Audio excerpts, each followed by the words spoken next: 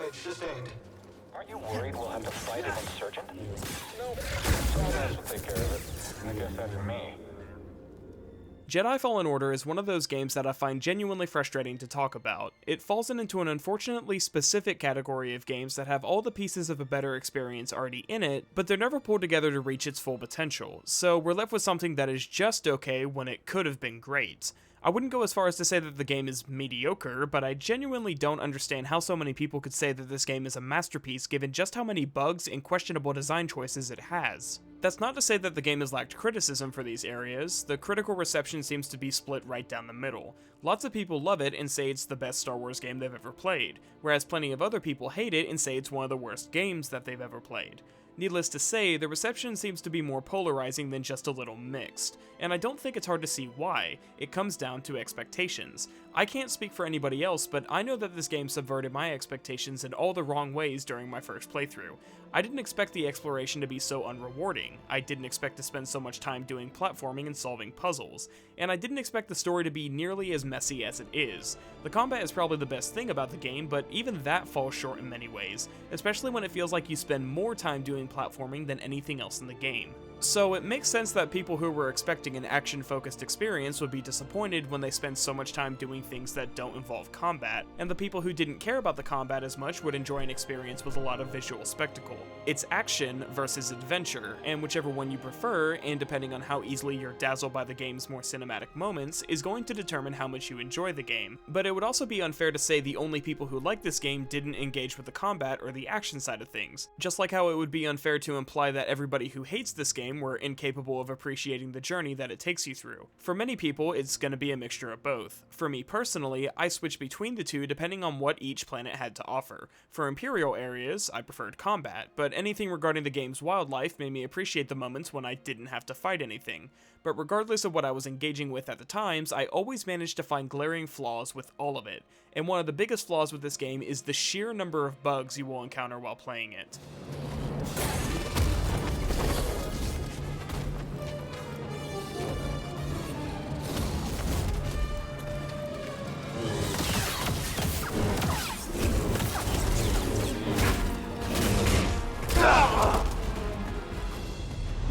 It's not an exaggeration to say that in every single one of my recording sessions, I encountered some sort of bug that pulled me out of the experience. Enemies randomly going passive and letting you kill them because they wandered too far from the starting point and can't be aggroed again. Enemies flying 50 feet in the air as if they activated an invisible jetpack. This air vent on Zepho pushed me too high up and caused the fell from a high spot animation during the sliding section, which caused me to fall to my death. I've seen this bug occur for numerous other people as well, so this spot in particular seems to be the issue. Some kill animations would take place in midair, some cause the enemy to turn invisible, enemies would recover from their stumble animation after being force pushed before remembering that gravity exists and then falling to their death, as if this was an episode of Looney Tunes, and these are only a handful of the examples I found. This doesn't even talk about the invisible walls and unfinished textures that you can clip through in the environment, or the dozens of other LOD issues that I've found, or the lack of a proper animation for searching chests underwater. It just magically starts shaking and spits out a reward like a loot box. When combined with every other issue I have with the gameplay and story, I'm left to conclude that Jedi Fallen Order isn't actually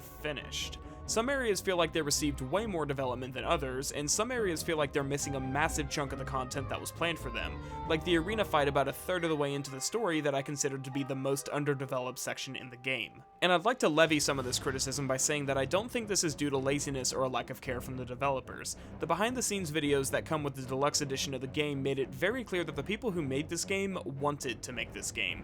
You could challenge the authenticity of what some people say during the interview sections if you want, but you can usually tell when you're getting secondhand enthusiasm from somebody while they talk about a project. It's not impossible to fake, but it's very hard to. If nothing else, the issues with this game are a symptom of ambition from trying to pull too many game mechanics from entirely different genres together more than a symptom of laziness. And I'm always willing to cut a developer some slack if I have proof that they were genuinely passionate about the game they were making. Does that mean I'm gonna go easy on the criticism? No, absolutely not. There's some massive problems with this game, and I take issue with the fact that so few critics were willing to mention them. By giving Jedi Fallen Order such glowing praise, they've effectively told Respawn that the level of quality that this game shipped with is acceptable, and it isn't. The sheer number of bugs alone proves this, and yet there are 59 positive critic reviews on Metacritic, and 55 of them gave the game an 80 or above. Only 11 critic reviews gave the game below a 70 and were willing to discuss the game's flaws. The various reviews I've seen on YouTube are, unfortunately, not much better. I'm genuinely frustrated with how many of the positive reviews are willing to outright dismiss the game's performance or the presence of bugs just to give the game a higher score. There also seems to be this fixation on EA in many reviews, with some people going as far as to say that EA should be praised for not monetizing this game to all hell and flooding it with microtransactions, as if any company deserves a pat on the back for not engaging in that sort of business practice. It's like rewarding your dog for not pissing on the carpet while you were at work. This should be the standard we hold companies to, not an exception that deserves praise. I understand that this game launched at around the same time as Battlefront 2's International Crisis, but this laser focus on EA when judging the game feels completely unfair to the people who actually made it. Respawn.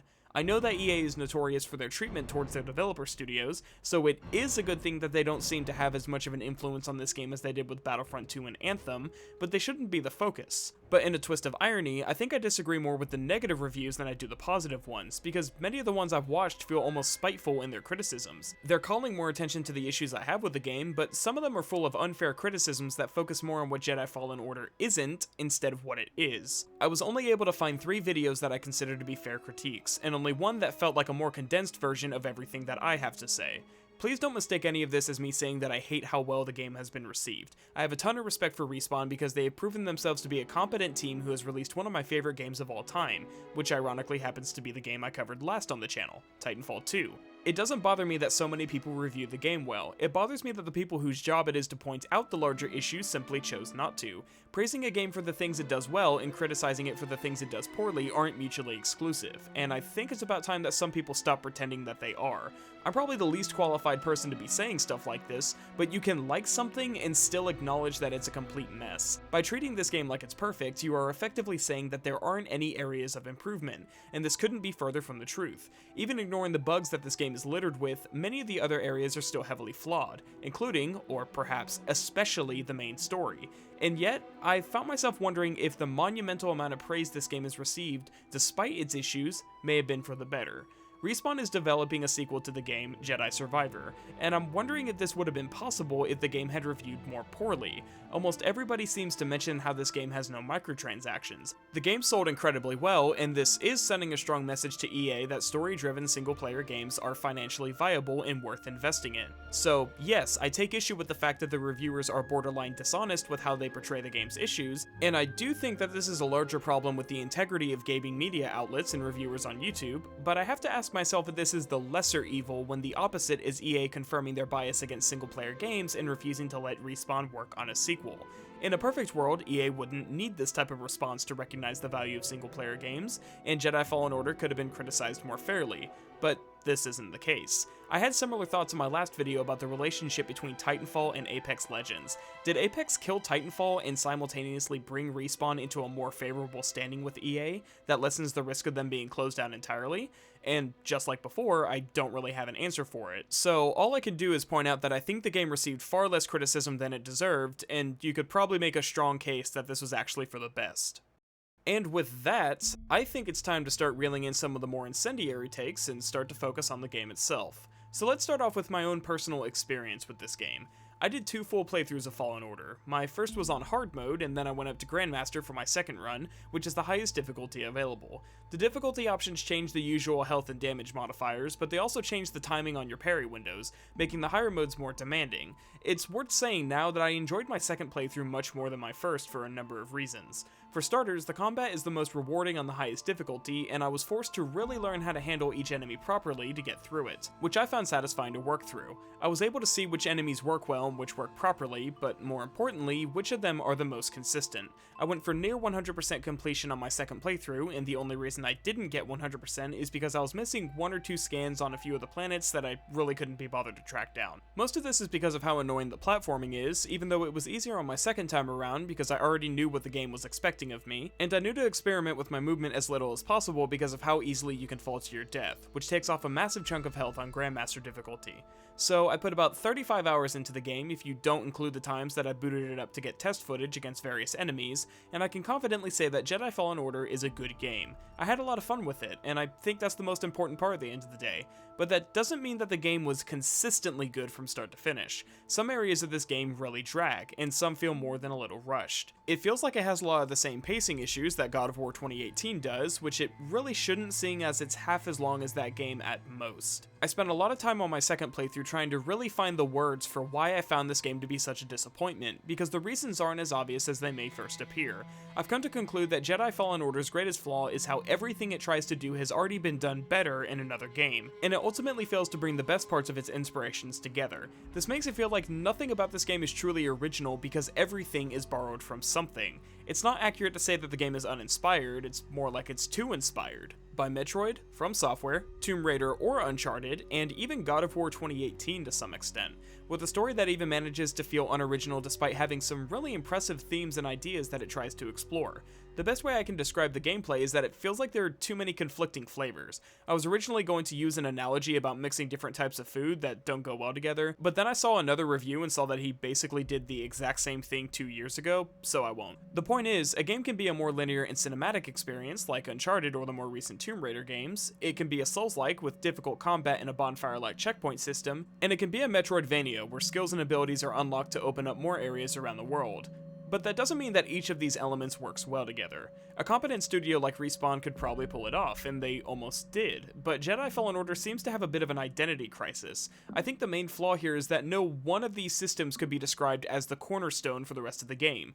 You spend too much time doing platforming and solving puzzles for this to be considered a combat-focused Souls-like, but the game also drops its puzzles in favor of more combat experiences halfway through the game, so you can't really say that's the core appeal either. The Metroidvania progression is crucial to the exploration since it opens up more areas around the various planets you visit, but the exploration is firmly optional, so you can't say that this is the core appeal. The story and more cinematic moments are more frequent, but there's so much downtime between story moments that it doesn't feel like this is even the focus. And while some have made the argument that it's a combination of these systems that makes Jedi Fallen Order great, I'd argue that it's just like that stupid food analogy that I wasn't allowed to use earlier. There are way too many conflicting flavors. I can't help but think of the other games I've played that do half of what Fallen Order does, but they do it much better. Hollow Knight is a Metroidvania and a Souls-like that has solidified itself as one of the best games that I've ever played, and it ties its mechanics together better than Fallen Order does because it's a Metroidvania first and a Souls-like second. This means that acquiring new upgrades can better feed into the exploration and increase your options in combat because the entire game was designed around these systems. God of War 2018 is very similar to Fallen Order in how its exploration takes place in larger pocket zones that may as well be their own planets, and the highest difficulty is hard enough to share some Souls-like qualities, but it works better because it uses a traditional checkpoint system and its exploration rewards have an impact on gameplay. And while I'm comparing the two, am I the only one who thinks that the sound effect from unlocking skills in these games sound nearly identical?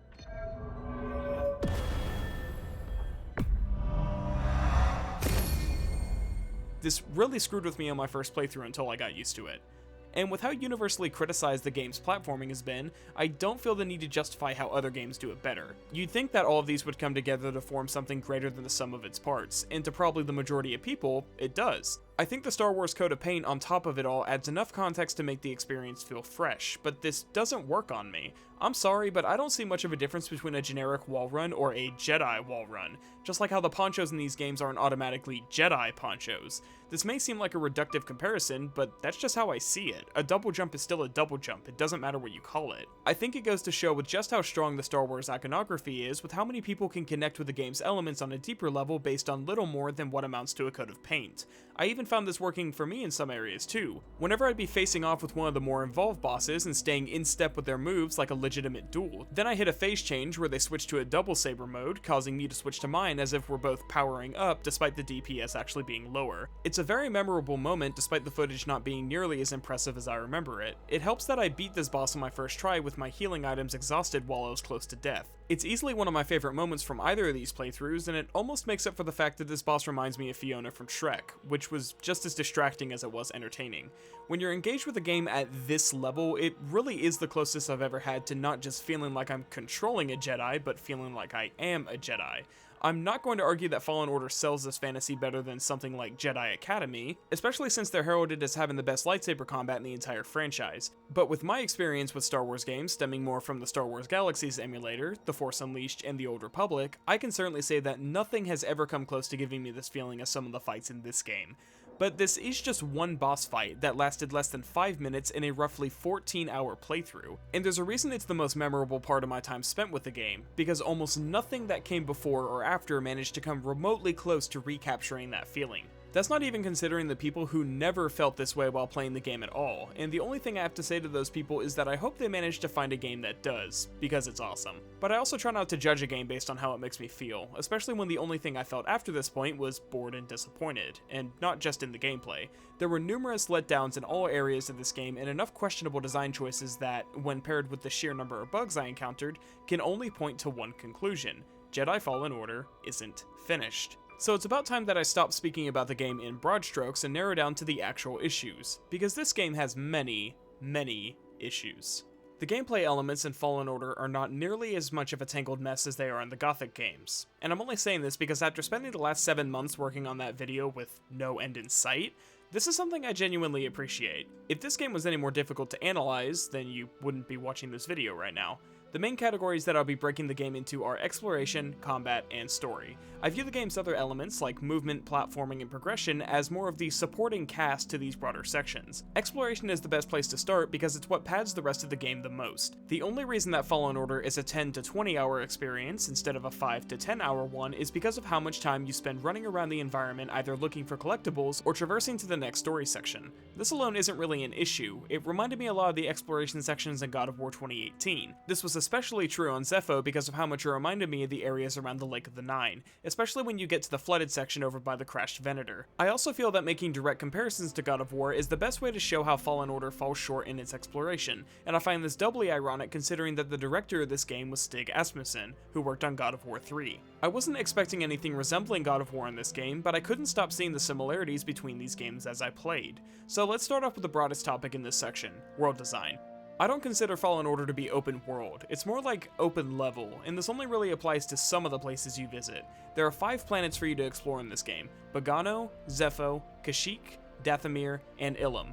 Braca, the Arena, and Fortress Inquisitorius are linear levels that cannot be returned to once completed. As far as exploration goes, this list isn't nearly as impressive as it comes across. Bogano, Zepho, and Kashyyyk are what I consider to be the 3 planets with the greatest emphasis on exploration. Ilum is a small side section for the main story and only has 8 collectibles. Dathomir has 20, Bogano has 22, Kashyyyk has 32, and Zepho has 58, and is by far the largest planet on offer. This isn't including collectibles that aren't tallied, like plant seeds or the various lore markers you find in the form of these Force Echoes. Each planet requires you to progress through a certain point in the story to either unlock the necessary ability to access all of its regions, or for the final few zones to become available. Bogano is the best example for this, since so many areas are locked off at the start of the game that I decided to save it for last. It's one of the smallest worlds on offer, which means that all 22 of those collectibles are tightly packed and easy to locate. Compare this to Zepho's 58 collectibles that are scattered over several large regions and 2 different tombs that you visit in the main story. Both of these are practically at opposite ends of the map, but there's a medium-sized underground cavern system that has 3 connecting elevators so you can skip much of the backtracking. And while this does help mitigate it some, it still doesn't feel like enough.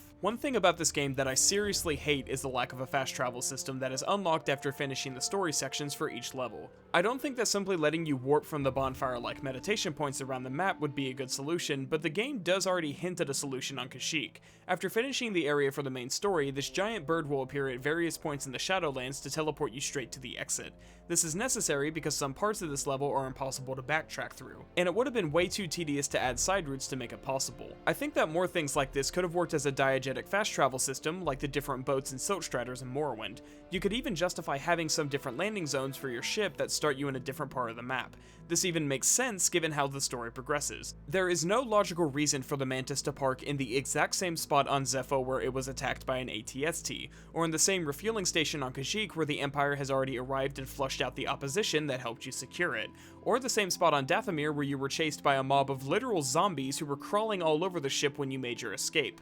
The same is even true for Ilum. Why do we land in the same exact spot when you were already found out by the Empire before making your escape? It just doesn't make any sense. There could have been multiple entry points for each map, with these zones acting as hot drops where the Mantis does a touch and go that immediately starts you in a tough combat encounter just in case you wanted to make an explosive entrance to earn some quick XP. Some of these areas already go through small changes after certain trigger points in the story, like the various Haxian Brood mini-bosses that start cropping up everywhere, so why not lean into this and make revisiting these planets more interesting?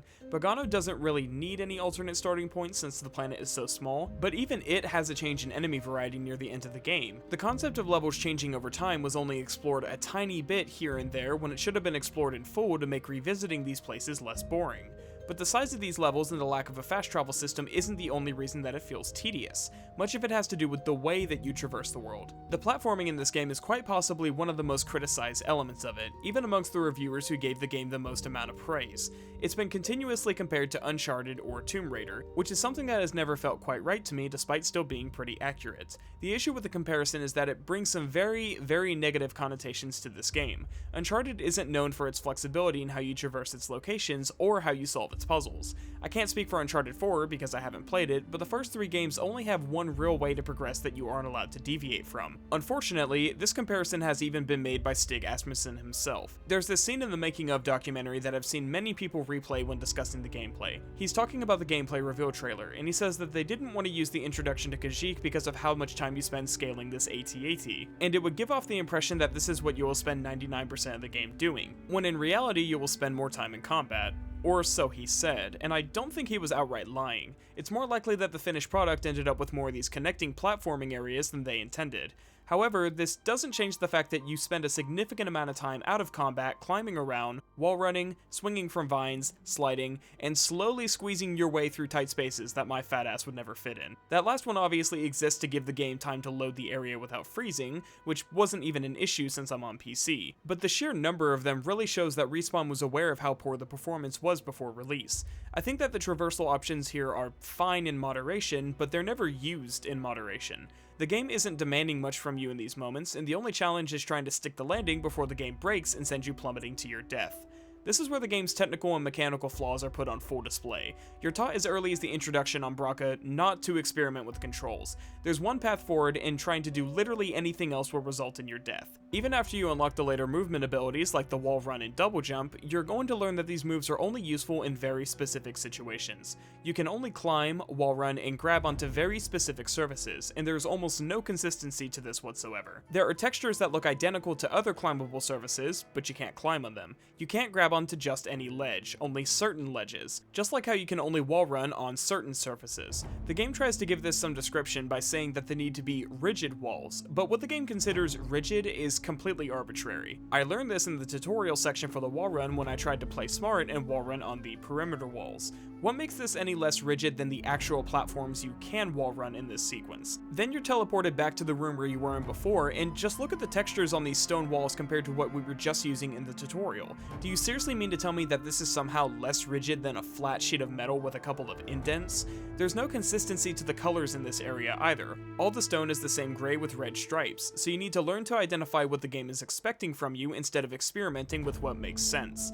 And this wouldn't be much of an issue if the game was better at communicating these things. This is also why I think there's this weird hold X button to grab prompt that you get. I thought this was really stupid at first because it feels like an unnecessary extra step to do something basic like grabbing onto a climbable surface, but now I understand that if this option didn't exist, there would be even less consistency for what is and isn't climbable. This is basically the developers communicating to the player that they have coded this wall to be a climbable surface. And while it doesn't do much to mitigate the number of times that I died trying to land on what seemed to be a climbable surface, I at least understand why the mechanic exists. Once you start viewing the game through the lens that the developers need you to, you will have a much easier time identifying these types of surfaces, especially later in the game when you unlock the climbing claws that permanently increase your climbing speed and allow you to climb the fire lichen surfaces in Dathomir, as well as a frozen variant on Ilum. But even then, you can see how situationally useful this ability is. The movement speed bonus is nice since it lets you get through these sections faster, but that's about it. There aren't any of these types of surfaces on the previous planets that I could find, which means that it's only actually needed for Dathomir and Ilum. Unfortunately, I'm still not done. You can use force pull to grab vines in midair so you don't have to aim your jumps as often, but this doesn't work on regular climbing ropes even if they're not attached to the ground like they usually are. I fell to my death in the Venator on Zepho this one time because I accidentally slid off the ledge, which is common in this game, and the rope wasn't programmed to respond to a force pull. The only difference between this rope and the ones that do respond to your abilities is how it's coded. And it's one of those things that shatter the believability of these areas. I stopped viewing this as a real location in this world and started subconsciously stripping back all the visuals until all that was left was a series of platforms that may only be traversed in a very specific way. and when you compare this to how similar these climbing animations look to something like Uncharted, it's impossible not to see why the comparison exists. And I'm sure at least one of you have been wondering this whole time, what does any of this have to do with God of War?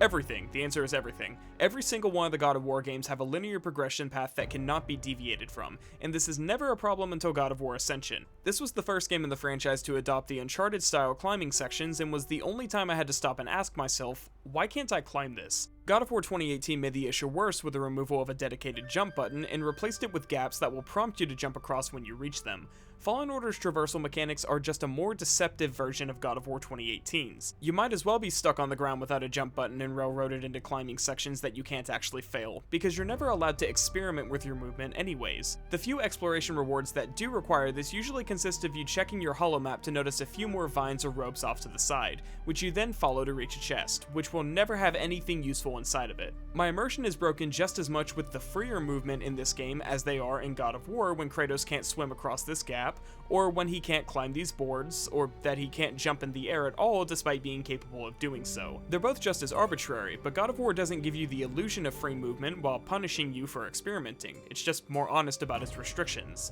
There is one collectible on Zepho that is located in the Imperial Excavations area, which leads to the second tomb you visit on the planet. It's one of the secret areas, which means there's no indication for it on the map, and I spent about 10 minutes circling this area until I finally caved and decided to look up the location. There's a certain platform that had stuck out to me while I was searching for it that I thought might be what I was looking for, but I decided not to chance it because it would require me to jump off a zip line to land on it, which is something the game has never required of me until now. As it turns out, this is what you're expected to do, and this is the best example I can think of for how inconsistent the game is about its exploration. The game had conditioned me not to experiment with my movement abilities to the point that I wasn't even willing to try it here, because it wouldn't be the first time that an area looked accessible but actually wasn't, or it was accessible but there was nothing there. And this brings us to the final and biggest problem with this game's exploration: a lack of interesting loot to find. Of all the parallels I've drawn between Fallen Order and God of War 2018, this is without a doubt the biggest one. There are 3 different types of collectibles in Fallen Order: increases for your health and force meters, increases to your maximum Estus stim charges, and a variety of cosmetic items for your lightsaber, your droid BD-1, your ship, and your poncho. There are also a series of plant seeds that you can find that will grow in your ship's terrarium, although these aren't tracked like everything else is. One good thing I can point out is that the rewards you find are well communicated. Chests contain cosmetics, stim canisters contain upgrades to your healing charges, and your health and force upgrades are found on these large swirly balls of light that are easy to differentiate from lore markers, even though they both use the same Force Echo ability. You can track all these from your holomap, with stim canisters and meter upgrades being labeled as secrets. One feature that I really like is how the map will give you a breakdown of what you're missing in each region of the map. Instead of just saying, you're missing 3 chests on the entirety of Kashyyyk, start searching. This really helps narrow down what you're missing, and I wouldn't have bothered finding everything on my second playthrough if this feature didn't exist. Let's address the obvious here. These rewards are boring, and are by no means worth your time, but that doesn't mean that they couldn't have been interesting. The health and force upgrades are like God of War's Cyclops Eyes and Phoenix Feathers, which were later translated into Ethun Apples and Horns of Bloodmead. In God of War, these are great upgrades because they're the only way to upgrade your meters. God of War 2018 also requires you to solve a basic puzzle in order to unlock the chest that holds them, which aren't ever that good, but I'll take it over the inconsistent platforming in Fallen Order any day. I'd feel a lot more positive about finding these if it was the only way to receive these bonuses, but the fact that there is another, much easier way to acquire them completely sidelines the entire system as a result. The stims are a much better find for this exact reason. You can't increase your stim count without locating the canisters, so it's the one thing that I felt rewarded for finding. The issues is that the extra healing charges can be a bit of a double-edged sword. Yes, they will come in a pinch during a tough encounter, but having so many of them ultimately encouraged me to play recklessly since I had so much healing, especially when I acquired the upgrades that increased the total amount of HP you earn from it. I enjoyed the flexibility, but a lot of the tension was lost in the process, even on the highest difficulty. And this brings us to the worst of the bunch, which is unfortunately the majority of the collectibles available: cosmetic items. I wasn't dazzled by the ability to customize your own lightsaber, and there are some strong story moments that lose all of their impact if you do. This is supposed to be the lightsaber that belonged to Kel's former master that he's been carrying around for years. It's basically a symbol of his past failures and a reminder of the guilt that he feels from them, but don't let that stop you from swapping out all of its components with those you found in convenient chests scattered around the galaxy for seemingly no logical reason. It's not even that big of a change. Your lightsaber is so unnoticeable during combat that the only changes that matter are the color of your crystal, and these colors are story gated, not not something you find through exploration. I haven't played The Force Unleashed in probably about 10 years, but even I remember how cool it was to find the black lightsaber crystal in the final mission. I seriously can't understand why they decided to make this the only thing you can't find in the game. You can't even argue that adding more colors would ruin the same story moment any more than it already does, because you already have a choice between blue and green, so adding more options won't change anything, but at least customizing your lightsaber is a lot cooler than finding a new paint job for BD-1 or the Mantis. None of these really stuck out to me because they're just palette swaps, so I usually just found one that looks marginally better than the default and stuck with it. But nothing was more disappointing than realizing that you can't find a single unique outfit in the entire game. There are only 3 outfit choices in Fallen Order: Poncho, no Poncho, or the Inquisitor set that you unlock with New Game Plus. That last one was post-launch content and has some serious clipping issues with your lightsaber. In the base game at release, your only choices were to Poncho or not to Poncho, and I guess that's the question, isn't it? There are 22 Ponchos that consist of 4, arguably 5 designs if you consider a change in fabric a different design. If you only count the different shaped ones, there are 4. Not all of these look terrible, a few of them grew on me as I played, but some of them are so ugly that I questioned their inclusion at all. Looking at you, Pink Poncho. Looking at you.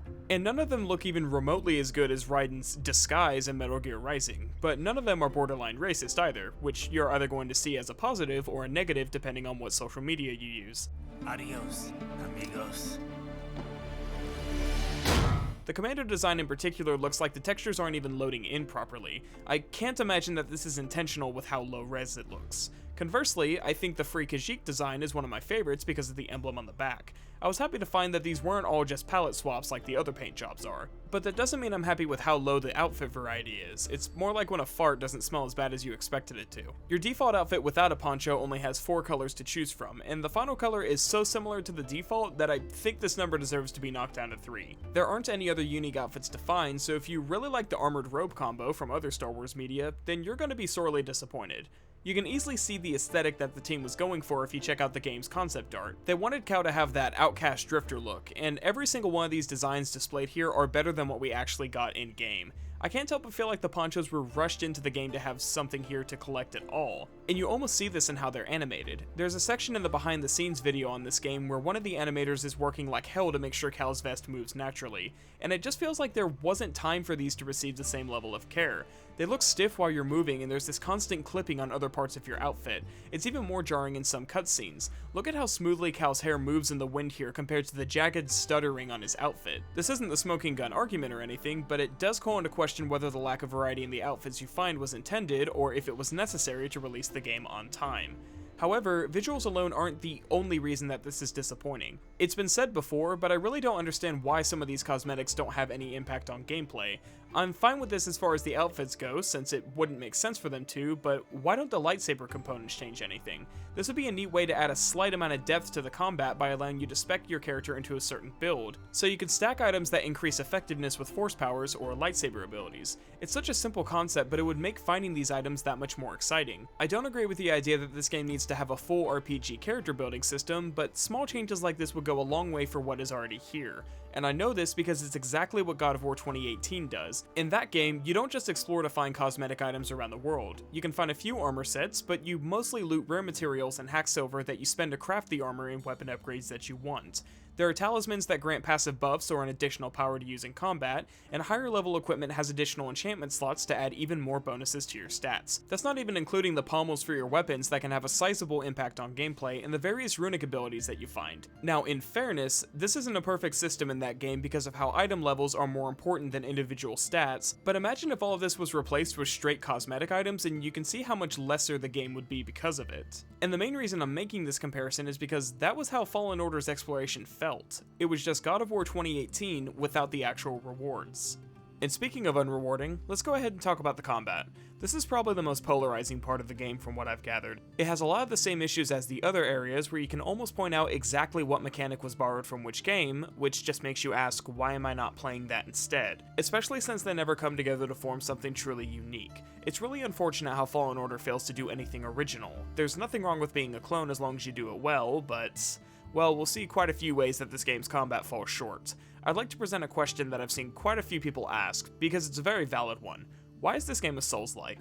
Well, I can start off by saying that I don't think this is the worst choice that Respawn made. I'm not the biggest Souls fan. I think Bloodborne is my favorite From Software game so far, but Hollow Knight is my favorite Souls-inspired game overall. I think there are some really good thematic reasons for why this game is a Souls-like. You're not playing as an experienced Jedi. You're a Padawan whose training was cut short and hasn't brushed up on their skills in at least 5 years. Cal isn't a very powerful Force user, at least not when compared to the insane power level of Starkiller from The Force Unleashed. At the start of the game, Cal feels about as powerful as Luke at the end of The Empire Strikes Back, although he doesn't have all his abilities for story-related reasons that exist to justify the Metroidvania progression system. By the end of the game, I'd wager he's closer to Luke in Return of the Jedi, but even he uses some abilities like Force Persuasion that Cal never does. And for reference, I'm basing this off of observation from the movies specifically, not any extended canon that I don't know exists. This is something that I genuinely like. The game isn't supposed to be a Jedi power fantasy, and what genre of action games makes you fight for every inch of ground more than Souls-likes? And despite what some people have said, I really don't think that Fallen Order's combat is that bad. If nothing else, I at least thought it was fun. The problem is that it wears its inspirations on its sleeve without ever meeting that same level of quality, and so it's impossible not to make direct comparisons to the games that it's trying so hard to replicate. The combat has consistently been compared to Sekiro. It's obvious that the team took at least some inspiration from that game, if you want to be generous and don't want to accuse them of outright copying it. There's a quote from the game's lead combat designer that I found in an article that, depending on how you take it, could mean two very different things. The quote says, "I thought it was pretty badass, and a little comforting to know that you can make this type of game without a stamina bar. They let you attack, they let you roll, they let you do all this for free, and then the AI will tell you if you're doing the correct thing." It just confirmed to us that you don't have to limit everything the player does. Let them have a little more agency, and then let the AI give them a slap in the wrist or a punch in the face. It was a positive thing for us to know that there was a game that was similar to ours. Very similar. This could mean a few different things depending on how you take it. You could make a case that he's admitting to borrowing concepts from Sekiro, but I think there's a key detail here that says otherwise. It's all in the verbiage when he says, "It was a positive thing for us to know that there was a game that was similar to ours," despite the fact that Sekiro launched first. This sounds to me like Respawn was already trying to iterate on the Souls formula prior to Sekiro coming along and doing basically everything they did better. And this isn't as unlikely as it may sound. Coincidences do happen, and I'm willing to give Respawn the benefit of the doubt here and say that they didn't outright plagiarize Sekiro, because if they did, it was a colossal failure. But even if they didn't go out of their way to copy Sekiro, that doesn't mean it doesn't overshadow Fallen Order's combat, because it still feels like a much more refined version of the same core concept. I need to say now that I haven't played much of Sekiro. I did buy it along with Fallen Order to test some things before Steel Rising released, which I ultimately ended up postponing so I could do this video instead, but I only have about 3 hours on the game so far, and I am very bad at it. I'm not in any position to make a heavily detailed comparison to Sekiro, but I can point out the similarities and differences between their core systems. Sekiro doesn't have a currency like Souls that you spend to level up. You earn XP and money by killing enemies, and half of it is lost upon death. There's a random chance to receive an Unseen Aid bonus that retains all your XP and money, and dying too many times in a row will basically curse you and reduce the chance of receiving Unseen Aid, which I found to be a low blow when I was trying to learn the timings on the Makiri counter so I could kill the spearman at the Harada estate without getting clapped. Sekiro also forgoes the usual RPG systems from Dark Souls in favor of a large skill tree that I'm sure I haven't even seen half of yet. You also have an offhand prosthetic that you can slot additional tools into, but I haven't seen nearly enough of them to talk about it. What I will say is that you can find these tools out in the world, so even Sekiro has a much more rewarding exploration system by comparison. Fallen Order has a very similar leveling system. You earn XP by killing enemies, except you lose 100% of your XP on death, which is then held by the last enemy who killed you. You can retrieve your XP by landing a single blow on the enemy, which will slow time and refill your health and force meters. This is much more difficult on enemies and bosses that need to have their guard broken before you can land the hit, but it's hardly an issue on weaker enemies and wildlife. The enemy that killed you will have a gold highlight, and it's worth pointing out that this will override the red highlight that is meant to telegraph an unblockable attack, which can and will get you killed. It's another one of those things that makes the game feel rushed. They either couldn't fix it when playtesting, or they didn't think to test it against enemies with this type of attack. The comparisons continue into other areas of the combat as well. I figure that the game has been out long enough to where most people already know the fundamentals of Sekiro's combat, but I can't assume that everybody does, so here's a brief summary. Sekiro was the first From Software game that I know of to drop the limitation of the stamina bar. You can run, jump, dodge, and swing your sword as much as you want. This is also true for Fallen Order, but the similarities still run a little deeper. Whereas the Soulsborne games focus more on managing your stamina to recognize enemy attack patterns, dodge, and then counterattack when the enemy gives you an opening, Sekiro focuses much more on creating those openings yourself with parries. Both you and enemies have a posture bar, and filling this will break the enemy's guard and leave them open for a death blow, which will kill them instantly. You can beat enemies by chipping away at their health, but this isn't the most effective way to play. It's important to know that the posture system has many variables to it that will affect things like recovery rate or the number of death blows required to kill an enemy. From Software properly explored the potential of this system by making it the center focus of the combat that everything else revolves around. Fallen Order did not. Enemies in this game have something close to a posture meter, although I'm going to refer to it as a guard meter because it feels more accurate. You can deplete this by parrying their attacks or attacking yourself.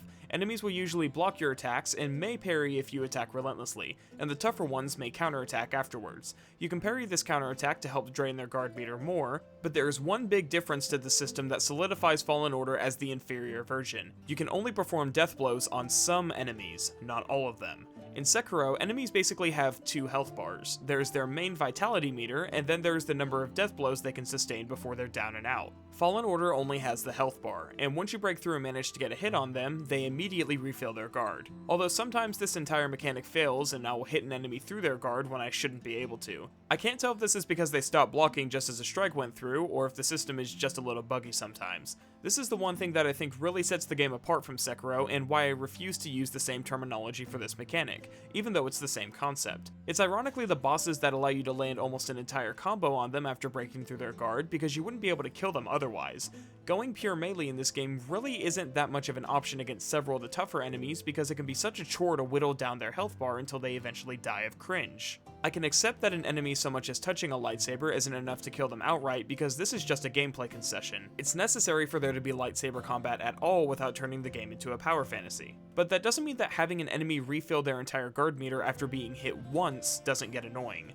After playing this game extensively, I can say with confidence that going pure melee is not the intended way to play the game, and I have a few reasons to support this. For starters, the basic lightsaber attacks that aren't resource-based take far too long to break through many enemies' guards. The Night Brothers of Dathomir are incredibly tough to kill if you don't use any force powers. This is actually how I played the game on my first playthrough. I didn't neglect the force powers entirely, but I really wanted to dig into the duelist side of the game and focus more on blocks, parries, and counterattacks. On my second playthrough, I was a little more experimental with your other abilities, and this is what I consider to be the superior way to play. Certain enemies have resistances and weaknesses to your force abilities that will make them much tougher or easier to take down.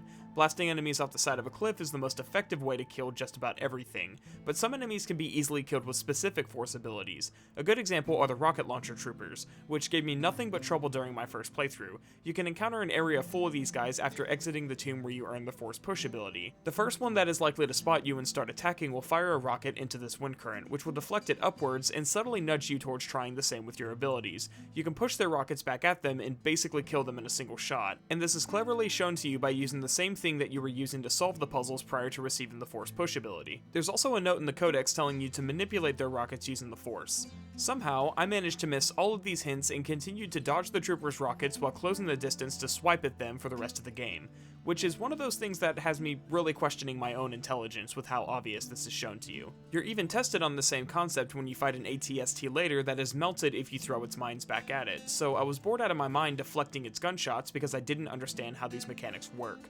There are a lot of interactions between enemies and your force powers in the game that trivialize many combat encounters.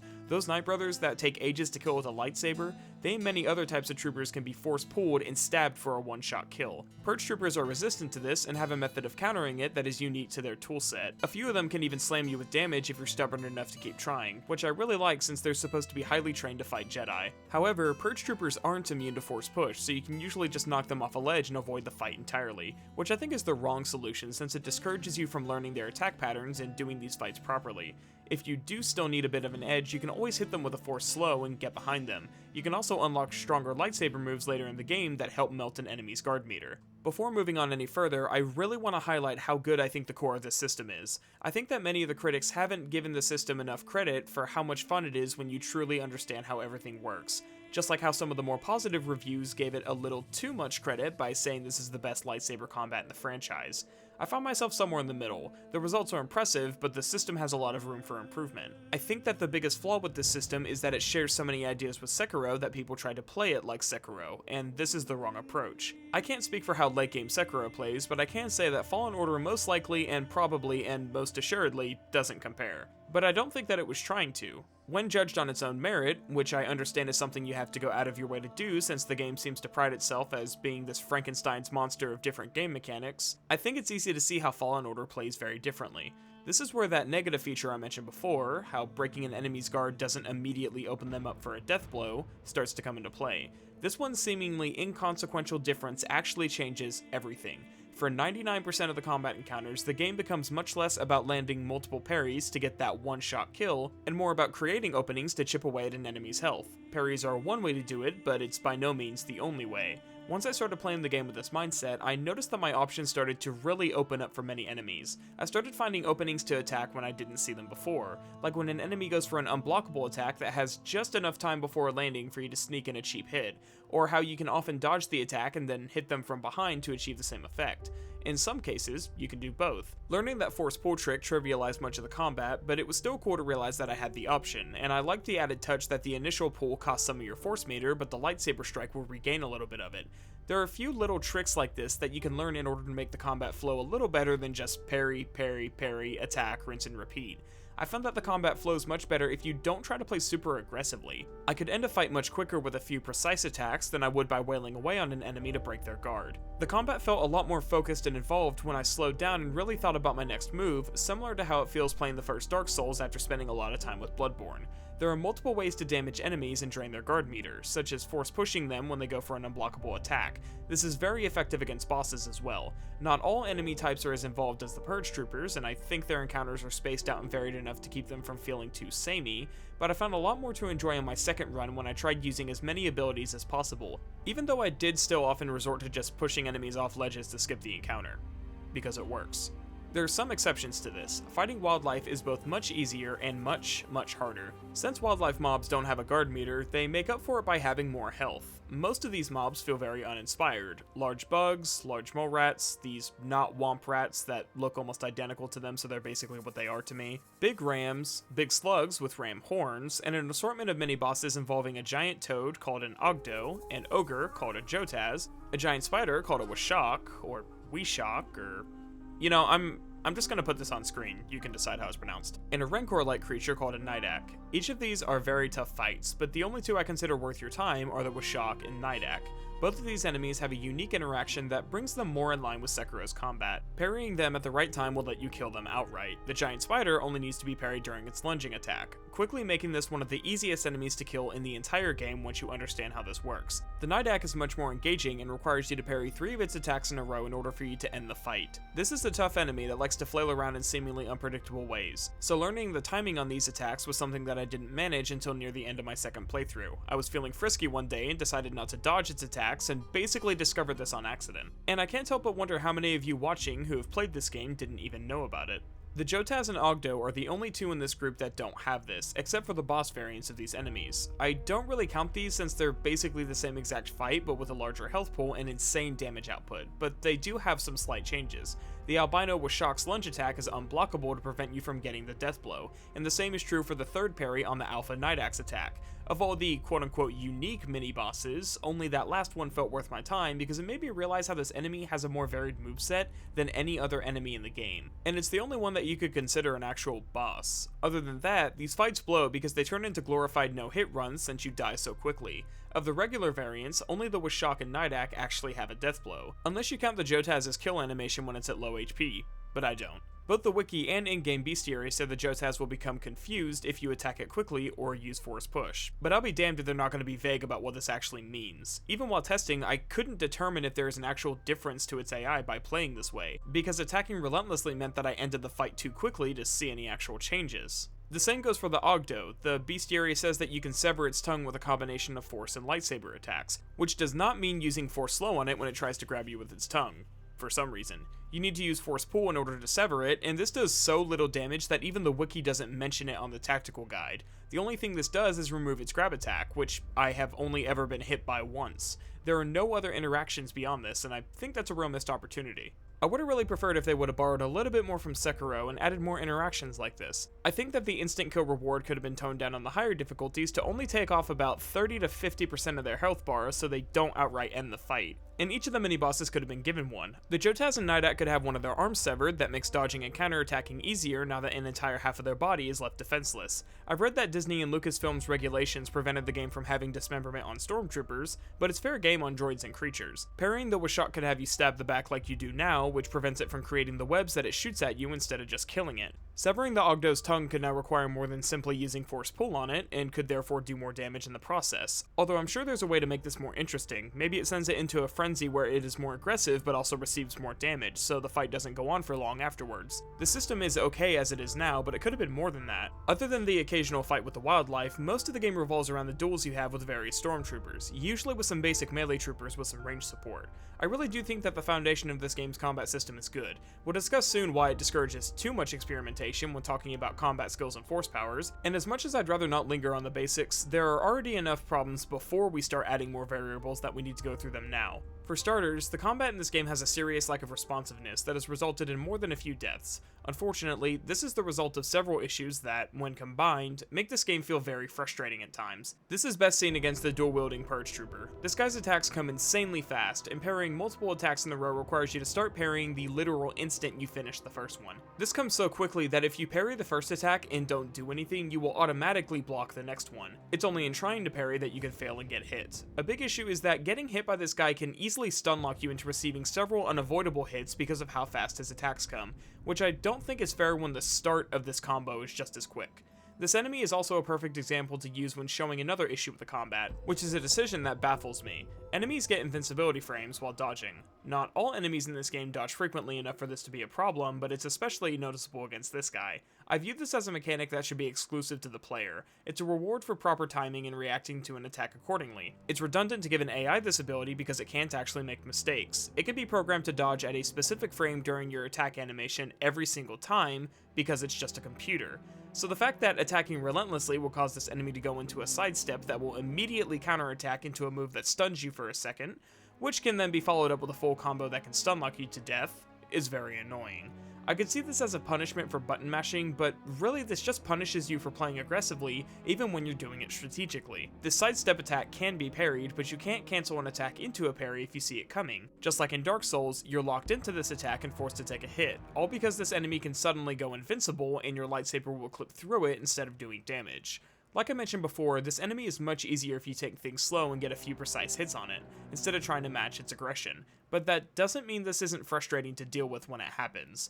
I can point out similar annoyances with other enemies that stem from these same issues. The security droid will occasionally, but not always, end one of their combos with a grab attack, and this is one of the few Imperial enemies that can't be staggered at all. If you go to attack because you thought its combo was over, you're getting grabbed and taking damage. I find the way that this enemy can spam grab attacks to be very annoying too. I'm glad that there's an actual grab that you need to dodge instead of the game enabling contact damage for a second and making you get grabbed just by touching them, but it can still grab you mid-dodge, so it's not perfect. I really hate this enemy because of how easy it is to get slammed with damage just for trying to play proactively. This wouldn't even be an issue if you could just cancel your attack into a dodge, but you can't. This enemy can feel like it has some hitbox issues too, and it's not alone. The bounty droid has this charge attack that has so much tracking that I've never been able to reliably dodge it. Most charge attacks in this game require you to dodge closer to the end of the animation, including the security droid's grab. The bounty droid requires you to dodge so early in the animation that I would often dodge this attack by accident, because trying to dodge when you think you should results in it flinging its arms out and hitting you. This can best be seen with an input overlay. I'm not sure how well this will appear in the footage, but you can see when slowed down that there's enough tracking on this animation to make it look like you dodged too early and are about to get hit, but you clear the attack just fine. If you dodge when it feels the most natural for attacks that track you this much, which would be closer to the end of the animation to make them miss you at the last second, then you will get hit in a single frame before the droid is even close enough to look like it should deal damage. This is a 1 frame difference, and look at how much space there is between me and the droid here. This is the frame that deals damage.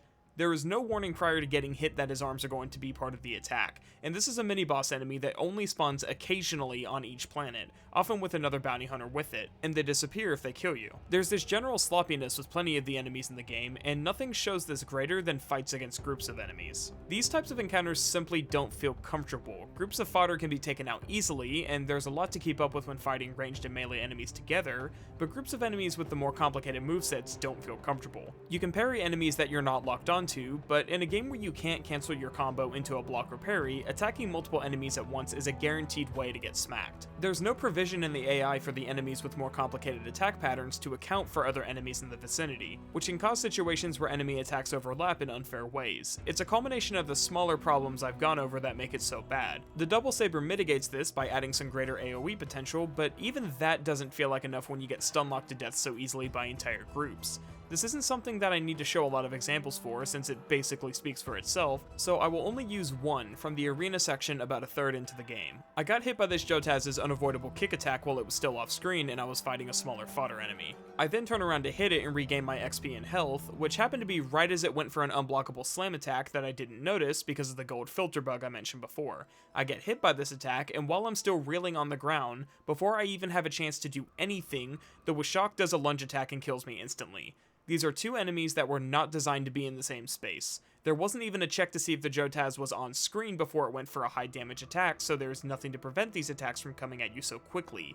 Most group fights against tougher enemies devolve into this one way or another. God of War 2018 not only gives you an indicator for when attacks are coming at you from behind, but it also makes sure that the enemies are less aggressive when they aren't in your field of view. This is necessary due to the one-shot camera angle the game was going for, and the camera has been heavily criticized in that game for being too restrictive, but you have to acknowledge that the developers had the foresight to try and avoid frustrating situations like this and program the AI accordingly. Fallen Order did not. These are just issues with the basics of combat, not including other problems I haven't mentioned, like how you can easily get knocked off ledges by enemies, but you can't dodge roll off ledges because there's an invisible wall. Sometimes you'll climb up a wall just to get knocked back down immediately because of this issue. There's the problem with Cal's attacks not feeling like they have nearly as much reach as they should sometimes, or enemy attacks feeling like they have more reach than they should, as we saw with the bounty droid. This can make combat feel inconsistent, especially against smaller fodder enemies that you can often whiff. Then there are the AI bugs that I mentioned at the start of the video, and you can see how the individual problems aren't really the issue here. It's the combination of all of them that makes the combat feel unfinished. And there's still an entirely different side to this combat system with its own set of issues that needs addressing. This next stretch is going to be going over skills and upgrades. I don't have nearly as many gripes as I do with the overall flow of combat, but the few issues I have are much bigger than most of what we just went through. In addition to force push, pull, and slow, there are a variety of lightsaber abilities for you to play around with as well. You can switch between single and double saber mode, with double saber having the benefit of deflecting all shots back at enemies if timed properly, whereas the single saber mode can only deflect the first shot. There are some transitioning attacks that will have you switch between these modes seamlessly, which stand out in my mind because it's exactly what I felt God of War 2018 was missing in its combat system. And seeing as the structure of the upgrade system reminds me of that game above all else, this is something that I can appreciate. There are several upgrades dedicated to only increasing your force and health meters, a few that increases the healing from BD's stims, and one that allows them to refill your force meter with them, meaning that you can sacrifice some healing for more damage. There's a saber throw with an additional upgrade to increase its distance, and gaining the split saber ability later in the game allows you to throw one of them and still attack as you wait for it to come back. This adds a lot of flexibility and really should have been available sooner. There are several of the attack, pause, attack again combos that also remind me of the ones from God of War, except dare I say they're a little more useful since the stab attack with your single saber can hit lower level melee troopers through their guard since they don't automatically block it, although I never found a use for the double sabers variant of this move. The final ability, worth noting, is a lunge attack that lets you jump over an enemy's head if you press the jump button during the animation, which will put you behind the enemy while still dealing damage.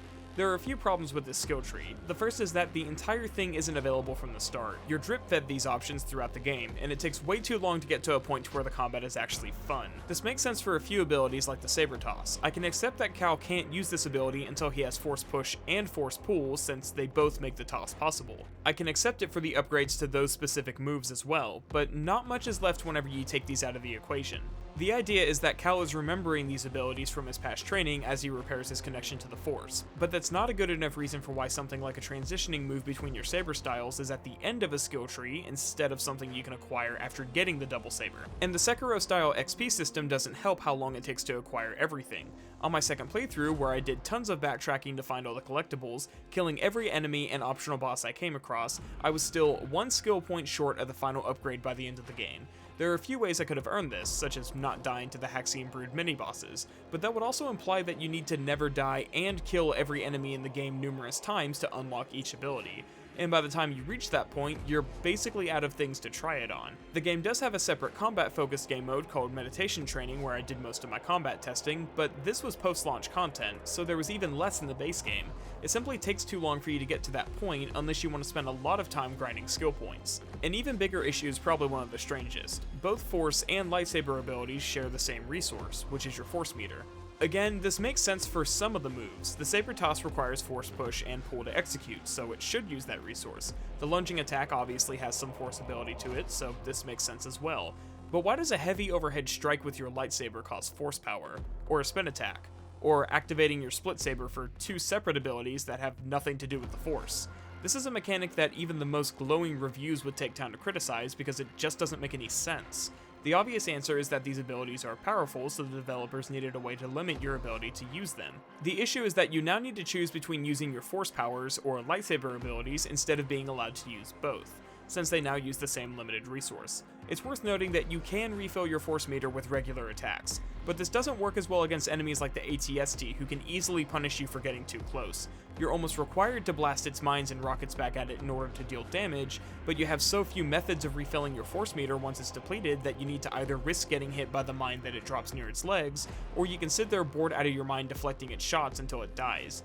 I don't see why there couldn't be some kind of endurance bar that refills slowly so that you still can't spam these moves, but wouldn't eat the same resource you use for your Force abilities.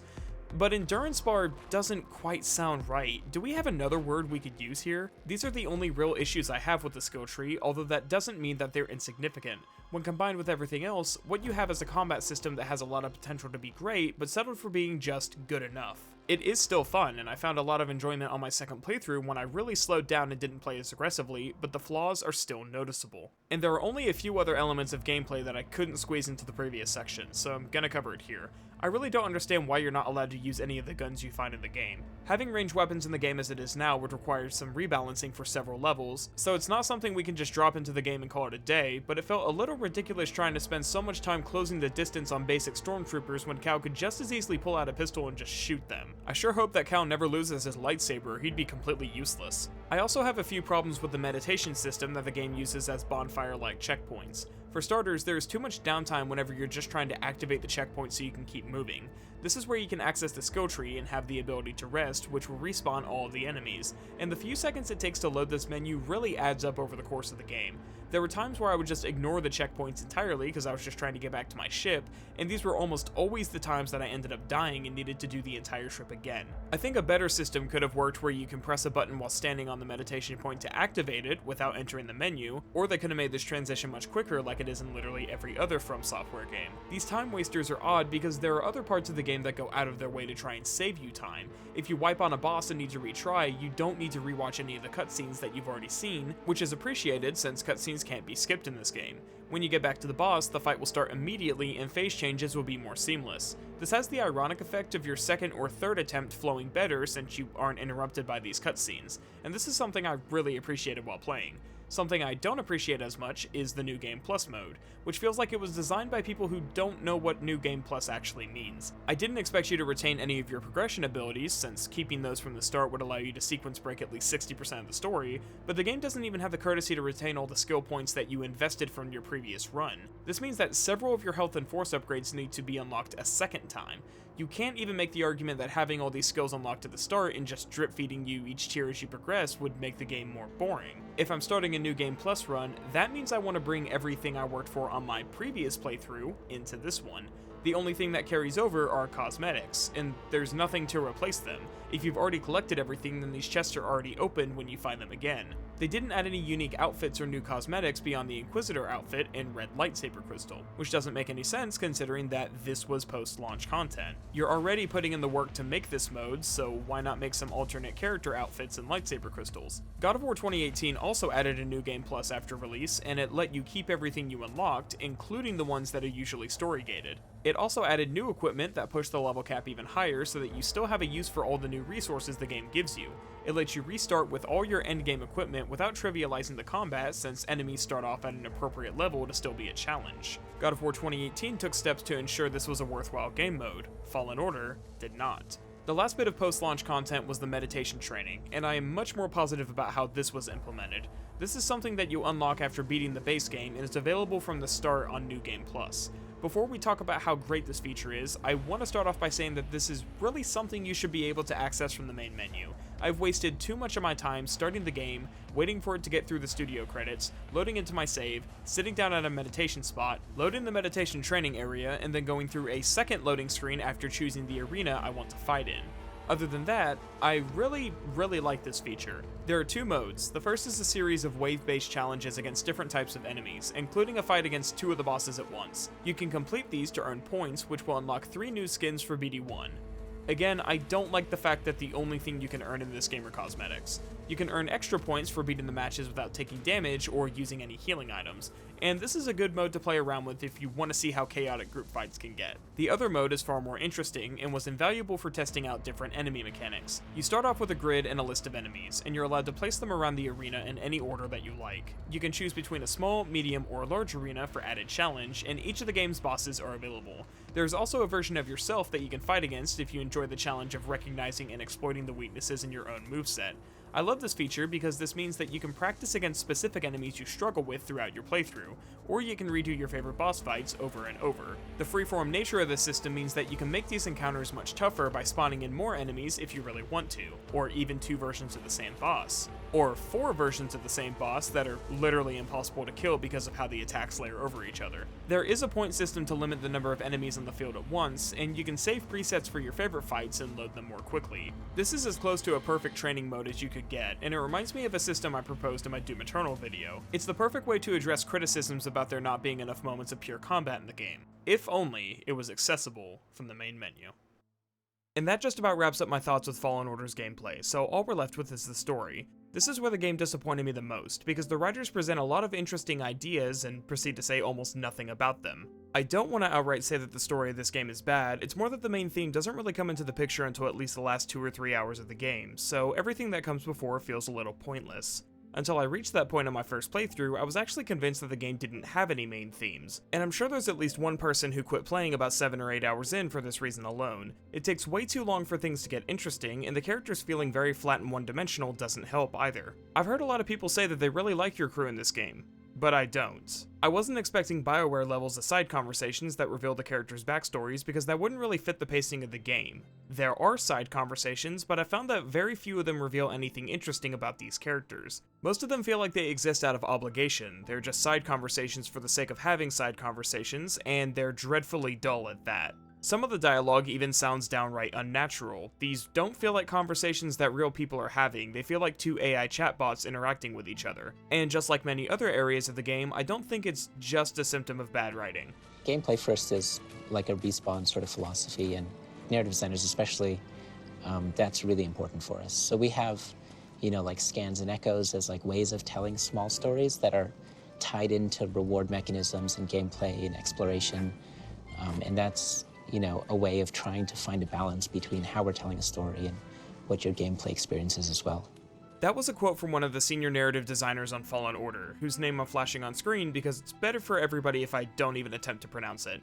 He mostly says this in the context of how Cal's relationship is fleshed out with BD1, and how they put a lot of work into the environmental storytelling of the game. But the important thing to pick up on is what he said about gameplay first. I'm not going to use this as a way to dismiss every blunder in the game's plot, as the writers weren't allowed to tell the story they wanted to.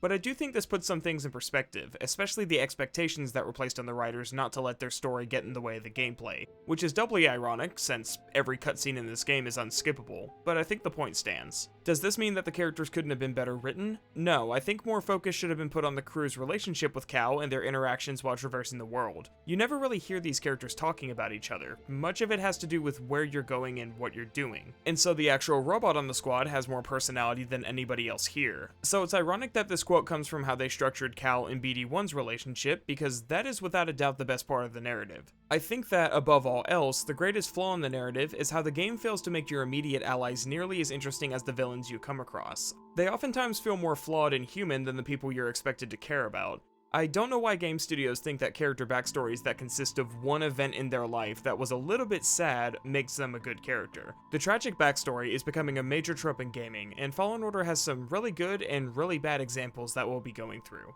6 of the major characters in this game have a tragic backstory, and there is another character who has one that could be described as just sad. In almost every case, with only about 1 or 2 exceptions at most, this is the only personality trait that these characters have, which makes them feel incredibly one-note. It's a little surprising how little I have to say about the main cast, other than that I wish they felt like actual people instead of whatever it is we have now. Metro Exodus is an example I like to use of fleshing out characters through their interactions with each other instead of dumping their life story on you every time you turn around. In real life, we get to know people by their actions and the character traits that they display. We talk about our past experiences when they become relevant to the conversation, but it's usually a red flag when somebody starts reciting their childhood trauma to you in the workplace. So why do game companies think this is an accurate representation of a real person, and why is Metro Exodus the only game I've played that seems to understand this isn't the case? I won't be going into the main cast or their background up front because I think it's important to see how they're presented to you as the story progresses.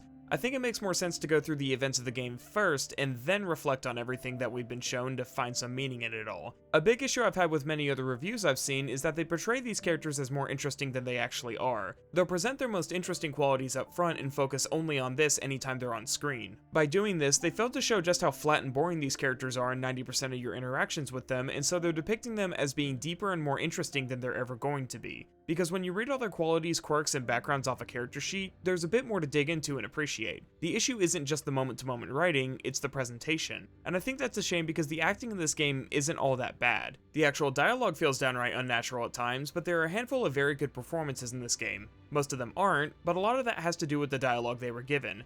Love? You? Yeah, you think a guy like me doesn't know love? I bet you're gonna tell me. Let me tell you, it's the best, but a lot of work. It needs admiration, devotion, attraction, and respect. Please. That's actually very insightful. Yeah, well, it comes with experience. Can't look this good and not steal a few hearts. I bet.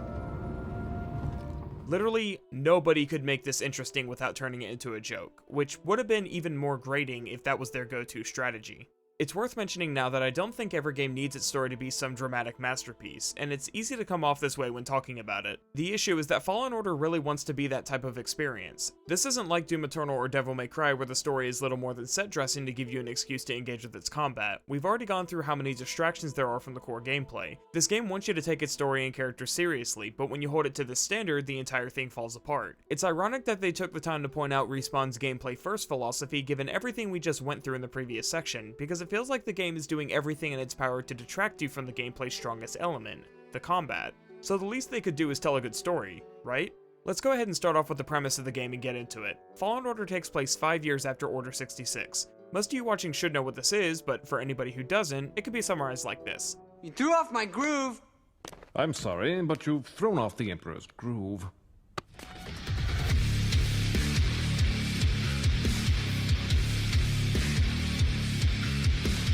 The game spends some time exploring the psychological impact this would have on its survivors. The Empire is still early into its years, and the scars of the Clone Wars can still be seen in many areas. The end of the war was recent enough that people still remember it, and some characters will even talk about their time before the Empire, although this pretty much stops happening after the introduction. It seems like at least some parts of the story are lost on people who didn't watch the Clone Wars animated series. I don't think you need to watch it to understand the main plot, but the game does try to lean on your nostalgia for the series at times. And these sections feel painfully underwhelming if you don't have any nostalgia for them to tap into. so it's a good thing that these are usually just cameos and subtle nods to the series that can be easily ignored, because I don't think I could handle Marvel levels of crossover where the plot of an entire movie is explained in a separate TV series that I have no intention of watching. If that were the case, then I would have a lot more to complain about. And with that said, let's get into it. The game begins with a cutscene giving you an overview of our starting location, Bracca. This is a major scrapyard where all types of ships are brought to be salvaged so the parts can be repurposed for the Empire. You hear a song playing in an alien language that is unintelligible but still resembling regular speech, also known as mumble rap. We're introduced to our two starting characters, Cal and his friend and co-worker, Prof. You're shown immediately how low their status in the Empire is by the fact that their boss is a droid, and you're given a task that serves as an excuse to introduce you to platforming and movement. You and Prof get split up shortly after when a ladder is knocked down by some falling scrap, and I could talk about why there are at least a dozen other ways for Cal to make his way up there, but I won't. You take a detour and find another way to your objective, where Prof calls you over to show you something, a crashed Jedi starfighter. Prof's a pretty old guy who remembers a lot from his days before the Empire was established, and he doesn't seem to mind voicing his opinion about it. He starts off by saying that he doesn't think all the Jedi could have been traitors, and then he starts talking about how much better life was in the Republic. Cal tells him to keep it down, and Prof says that the scrap from the fighter could be enough of a score for Cal to finally get off Bracca. This is one of those scenes that works well because of what we know as the player. Prof is trying to be a good friend and save Cal from a life of breaking down ships and breathing in asbestos. He doesn't know that Cal is in hiding, and the little bit he says about the Jedi and the Empire here gives you at least some reason to trust him, but not enough to think Cal should break his cover. You can tell from the previous section that Cal doesn't seem too unhappy on Bracca. He knows a few of the other scrappers here, and he seems to be content. He's found some relative safety under the Empire's nose, so he has no real reason to leave. So Prof's insistence that he get out and find his place in the galaxy is completely out of the question. Or it would be if we didn't have a game to play. One of the cables supporting the wing you're standing on snaps, which forces you into a sliding section that ends off with you being caught by a loose cable. Prof didn't get so lucky and is quickly losing his grip as an Imperial probe droid watches it unfold in the background, a small detail that's easy to miss with everything going on. Prof eventually slips entirely, leaving Cal with no choice but to use the Force to save him. This is your Force slow ability, but since you don't actually know that yet, it's hard to tell what's even going on here on your first time through. A barge flies below him, and Prof is pinned by a steel beam as Cal scrambles to fly away from the large Sarlacc-esque monster below. You crash it in a safer spot, and Prof expresses his shock at what just happened. Cal has to calm him down since he's basically shouting about it, but he does eventually come to his senses and manages to keep quiet. You cut to a scene with the two of them on the dirtiest tram you've ever seen in your life, which is still cleaner than anything in New York, and you can almost see the different moods between Prof and Cal by their body language alone. Prof is fidgeting, looking almost paranoid as he tries to rationalize what just happened, whereas Cal is perfectly still and is reflecting on how his entire life was uprooted in an instant. All the while, there's this awkwardness between them despite how long they've supposedly known each other. Cal isn't sure that he can trust Prof to keep his secret. It gets even better whenever Prof does break the silence, first asking if Cal is okay, then deciding to finally discuss what he witnessed. This is one of my favorite scenes in the entire game. It's one of the few times that the photorealistic motion capture style graphics that AAA games go for actually works. Prof thanks Cal for saving his life and says that he understands the risk he took to do so, and Cal wears all of his emotion on his face right here. This is not something that he wants to be talking about. You can see the apprehension and fear as he tries to end the conversation as quickly as possible. And yet there's still some relief when Prof speaks about his safety and tells him that he needs to get off-world and lay low. Cal's already worked out the details in his head and has a plan, and after breathing a sigh of relief that his closest friend isn't going to betray him to the Empire, he decides to try and sleep. I wish I could say that even 10% of the scenes in this game had this much care put into them, but not all of them do. Cal wakes up what feels like 5 seconds later to find that Prof isn't there. You follow him through the tram until you come to a locked door. And yes, I did stand here for about 30 seconds pressing the button over and over to see if I got an achievement. There's supposed to be a smooth transition from when you turn around to show that you're no longer on the tram, which is meant to reveal that this is a dream sequence for anybody who didn't figure that out immediately. On my second playthrough, I moved the camera a little bit between button presses, which caused the scene to change in a single frame, so it was much more jarring. You progress through the hallway until you come face to face with the specter of Jaro DePaul, Cal's former master. Apprentice, mark well and listen. Master. Trust only in the Force.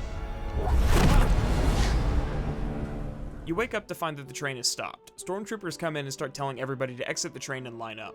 Prof says that it's probably just another contraband inspection, but we both know what's going on. This is your introduction to the main villains of this game, female Kylo Ren and Fiona. I mean the second and ninth sisters. They make it pretty clear why they've come to town. They're the Arizona Ranger and you're Texas Red. Oh, and they threaten to execute the entire crowd if you don't turn yourself in. Prof is the first person to speak up, causing you and Cal to question if he's about to sell you out. Instead, he talks about their mistreatment under the Empire, how they came in and demoted all the engineers to little more than scrappers. I honestly don't know what he was thinking because the second sister just kills him immediately after, which is enough to force Cal to break his cover and attack. He gets grabbed by the ninth sister but manages to escape by flailing his lightsaber at her, forcing her to drop him onto the train below.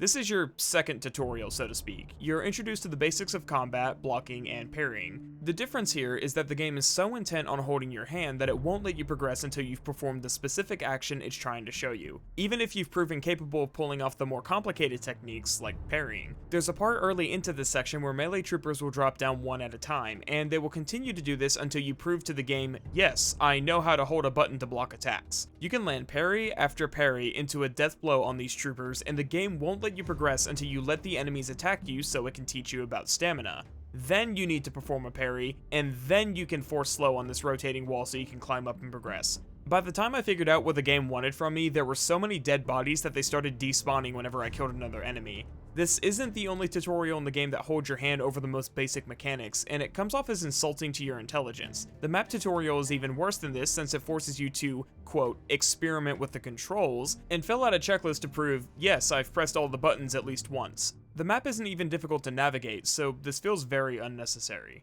Beyond this, I think the sequence is really good. A lot of people have compared it to the opening section of Uncharted 2, and there are certainly some references or plagiarisms depending on how harsh you want to be, but this was the first real sequence that got me thinking about the rest of the game. I was thinking to myself, if it manages to keep up this level of quality in its pacing, then this is going to be a very good game.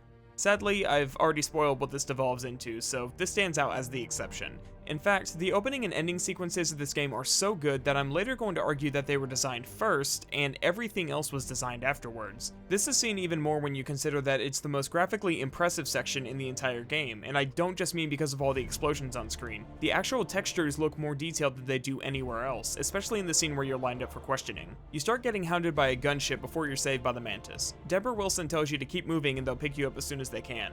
You proceed forward and the train gets bombed by the Ninth Sister's ship, causing Cal to slide down. The Mantis tries to pick you up, but it takes a hit that causes Cal to lose his grip and start falling. You then watch as he hits a barge on his way down, which would 100% kill him here, but it doesn't because he managed to cast Force Plot Armor and temporarily gains enough iframes to tank the hit. His landing does seem more believable as he grabs a droid to slow his descent. The Second Sister appears just long enough to taunt you before starting a fight. I've never managed to actually hold out here since her blows do massive damage on the higher difficulties, so I imagine the cutscene triggers once you take off a portion of her health, judging by how the fight works later in the game. Your allies have the bright idea of shooting at the Second Sister when you're a solid 2 feet away from her, which knocks you back and fortunately doesn't kill you. Deborah Wilson then pops out and shows that she already had a gun, so I have to question the logic of shooting you with the ship's cannons as a first resort. You get on board and shut the door before getting cleaved in half, and the Second Sister then starts using the Force to grab the ship's controls and crash the ship and kill everybody.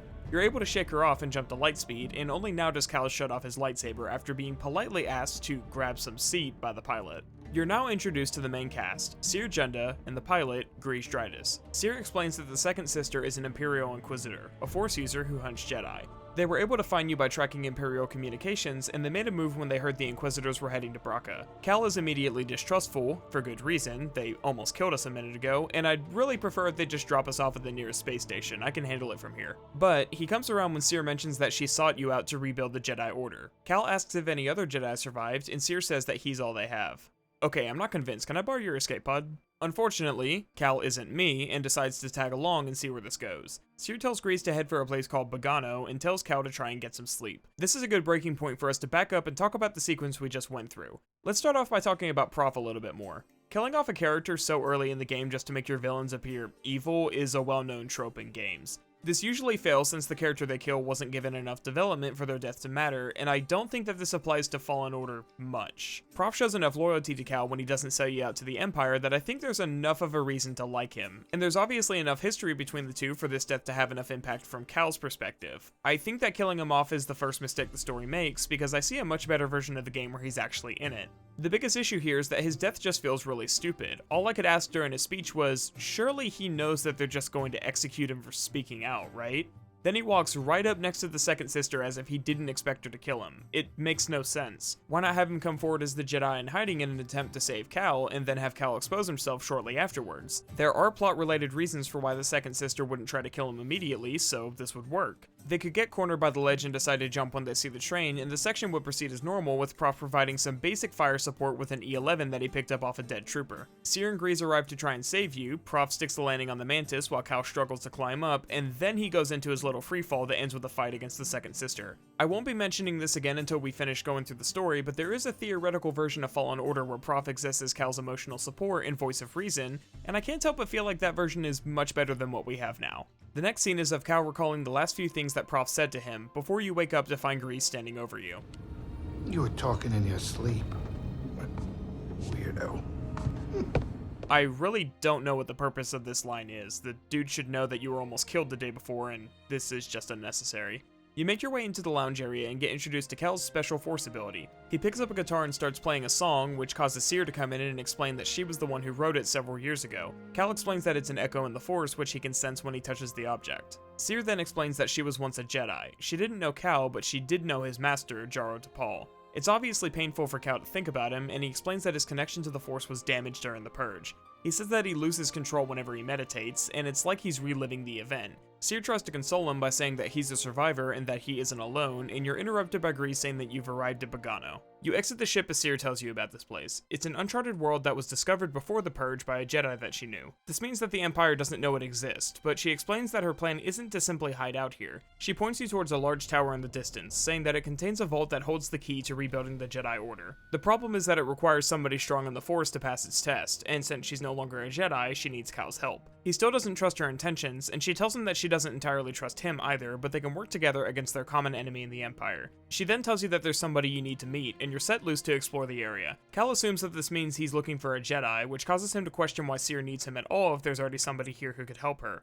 Wait, Cal is thinking? This is where you find your first meditation point and are introduced to leveling, and this triggers a cutscene that shows Cal struggling to focus during his meditation. You're then introduced to BD1, and I am obligated to bring up how disgustingly cute this little guy is. He reminds me a lot of the lamp during the Pixar introduction. BD is so adorable that I can't help but see right through it all and realize that he exists so they can sell more Fallen Order merchandise. Cal is able to understand his beeps and boops, but the subtitles can't, and he says that he's looking for a Jedi. This gets BD excited, and he starts running off telling Cal to follow him. It's always struck me as odd how some characters in the Star Wars games can understand droids and have full conversations with them, but Cal's background as a scrapper makes this much easier for me to believe. I imagine that it's a form of audible binary or computer language, where each sound represents a number sequence that can then be translated into words. Although I do find it strange that the subtitles don't display what he's saying, but that would probably make him feel too much like a person when he's supposed to be your cute robo-dog. There isn't much exploring to do around Bogano at this time. You can stumble your way into the lair of one of the world's bosses, who will probably kill you in a single hit depending on your difficulty level. You also can't claim the reward at this stage because BD isn't with you, and he loses the tool necessary to unlock this chest in the next scene. And even if you could, it only contains a pink poncho, clearly the superior boss reward. If you check out some other areas, you'll find signs that another Jedi lived here and was studying whatever precursor race once inhabited the planet. BD jumps this bog rat for attacking one of the various Furby-looking fox creatures, which causes his leg to get mauled. You kill it, then follow him to a workbench where you fix his leg, but you're not able to repair his scomp link, which is a tool used for slicing, which is the Star Wars equivalent of hacking. With your metal dog repaired, BD offers to lead you to the vault, and you make your way there. You'll be introduced to healing shortly after when these wires explode in your face, and then you...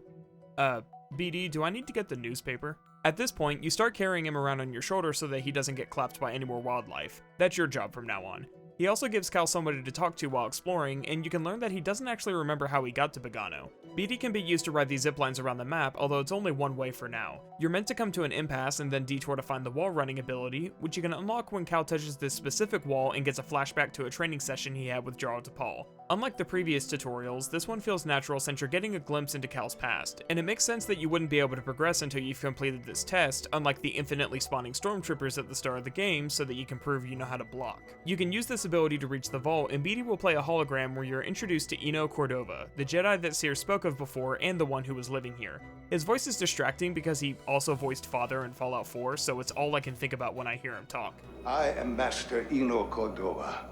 I may not know your name, but I know your purpose. He says this is one of many encrypted logs stored in BD's memories, and he also says that he knows why you're here. This vault was built by a civilization known as the Zepho, who are now extinct. Cordova was given a vision in the vault that foretold the destruction of the Jedi, so he stored a holocron here that contains a list of Force-sensitive children across the galaxy, including their locations. Cordova says he can only trust the holocron to somebody who has followed his path and understands what he does, so he tells you to find the hidden tombs of the 3 Zepho sages and learn about their connection to the Force. He says that BD contains everything you need to succeed, and then he says to go to the Zepho homeworld, where you will find peace in the eye of the storm. Cal takes a moment to process everything that he was told, and he concludes that Seer is right. It's time to stop hiding and take up the fight against the Empire. And so you have your plan. Follow the breadcrumbs left by Cordova, get the holocron, and rebuild the Jedi Order. And already, just an hour into the game, we've already hit the biggest problem with this game's story.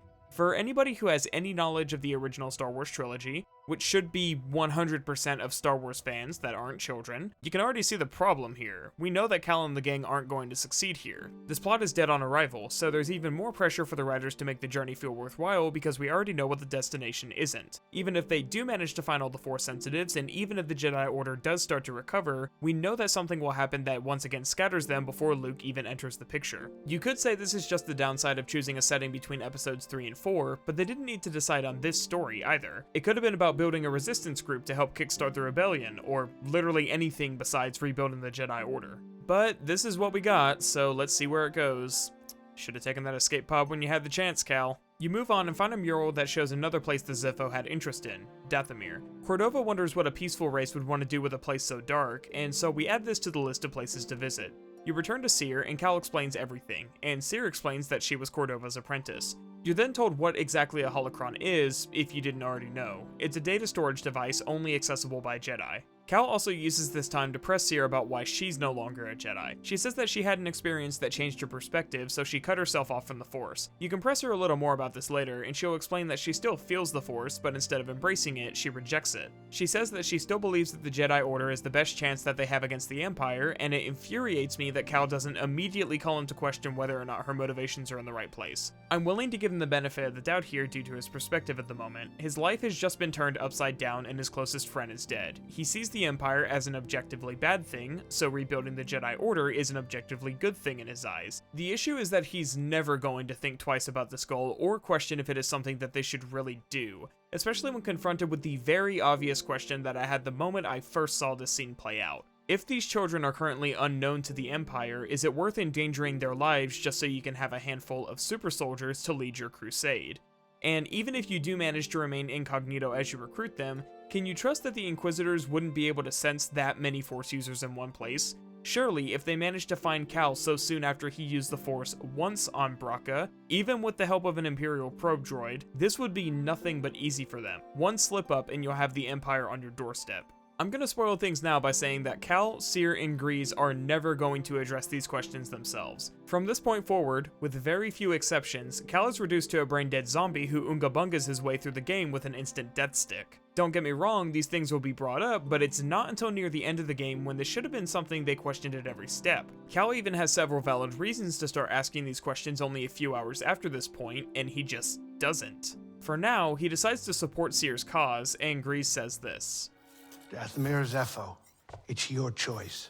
Once I heard this on my first playthrough, I already knew the answer. I don't know what the frick a Zepho is, so I'm going to the planet I recognize, Dathomir. Spoiler alert, this isn't an actual choice. You can progress through this area a little bit and get your introduction to the antagonist of this area, but you'll eventually hit a dead end and will be forced to head back and leave. This was frustrating enough to where I had to question why the game lets you come here at all. Why give me the choice if it doesn't actually matter? The only thing there is to really find here is the double-bladed saber, which you'll eventually get no matter what path you take. I believe the latest you can acquire it is near the end of your second trip to Kashyyyk, which is where I got it on my second playthrough. This is a fine reward for fighting through such a difficult area early, but I was disappointed that the game led me on so heavily. The only real way to progress is to go to Zepho, so let's save Dathomir for later and talk about that first. During the trip to Zepho, you can hear Grease shed some light on his background, where you learn that he was poor growing up, so he and his friends passed the time playing Sabacc, which is a card game similar to Blackjack.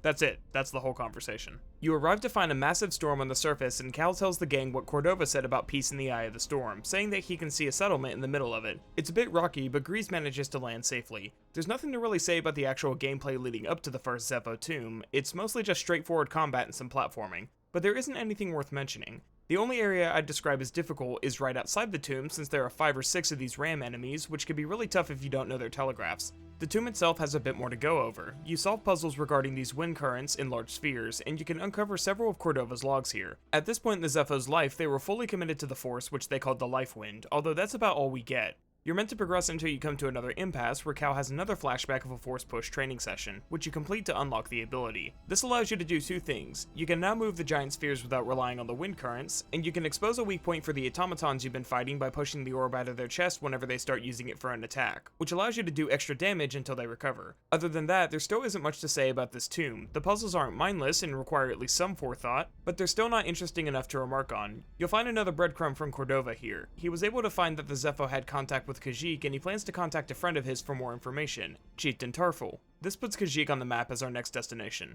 With the Force Push ability, you can unlock a few new areas. One of them contains a new scomp link for BD, which opens up more areas and allows you to loot these locked chests for more ponchos. On my first playthrough, I remember coming across a locked door leading to an Imperial base, so I went straight there expecting to find a large dungeon where you fight against primarily Imperial forces. The base is shockingly small, and it just leads back to another open environment with one of the paths leading to the underground caverns I spoke about earlier. I was enjoying this for the most part until I hit another roadblock when I didn't have an ability needed to progress. Each of these areas are just another connecting route to a story section, just like everything that led to the first Zepho tomb. It was the moment that I started to really despise the Metroidvania approach to progression. I would have preferred a more linear approach if it didn't constantly get my hopes up about finding an interesting location just to crush them immediately after. Just like Dathomir, this spoiled my attitude for the rest of the game. What you're meant to do is return to the Mantis to find them under attack by an ATST, which you beat by deflecting its shots and using Force Push to throw its mines back at it. I already went into this a little bit earlier, but this really demonstrates the limitations of the Force meter when the only way to build more points is to either risk getting hit by its mines so you can swipe at it, or mindlessly parrying its shots to slowly rebuild your meter. Cal makes his way inside and shares our findings. The Zepho were definitely a civilization of Force users, even though we should have already known this from Cordova's first message on Bogano, and they had contact with Kashyyyk. Grease says that Kashyyyk is a major battleground between the Empire and the Wookiees, which happen to be my favorite Star Wars race by the way, and Cal completely ignores his concerns because he's still coming off of the rush he had fighting the ATST. Because as we all know, pride in the enjoyment gained from killing people is at the core of the Jedi doctrine, and instead of trying to temper his overconfidence like any good mentor would, Seer encourages him and asks how he's handling opening himself back up to the Force. Cal says, Haven't gotten myself killed yet. Rather not talk about it. And all Seer responds with is, I understand. I can't help but criticize how she's not really addressing the issue here. She and Cal do proceed to talk about why she stopped using the Force, and she says that her and her Padawan, Trilla, tried to hide out with several children during the Purge. She tried to lure away an Imperial patrol when she was eventually captured, and they brought her in to be tortured until she revealed the location of the others. But more importantly, they wanted to know about Cordova. She says that she managed to escape because of a prison riot, but she's not the same as she was before being captured. Cal asks if Trilla survives, and she says no. Some of you may have realized that her story doesn't make a lot of sense, at least not as to why she would stop using the Force altogether. Cal doesn't question her here, but I certainly did, so it's worth noting that this will come back up later. Our next destination is Kashyyyk. You pass by an Imperial blockade without issue and are told that the Empire is devouring the planet for its natural resources, and the Wookiees are being enslaved. Say no more, Chief, this is something I can get invested in. You're told that there's a conflict on the ground right now between the Empire and some guerrilla fighters, which is a very racially charged way of describing Wookiees. Cal urges them to let him help in the fight, and he says that he's scrapped enough AT-ATs on Braca to hijack one. You jump from the Mantis into the river while moving at full speed, which wouldn't at all kill somebody because we all know that water molecules never harden on impact, and you spent a while scaling the walker that is conveniently covered in moss in just the right places for you to make it to the top.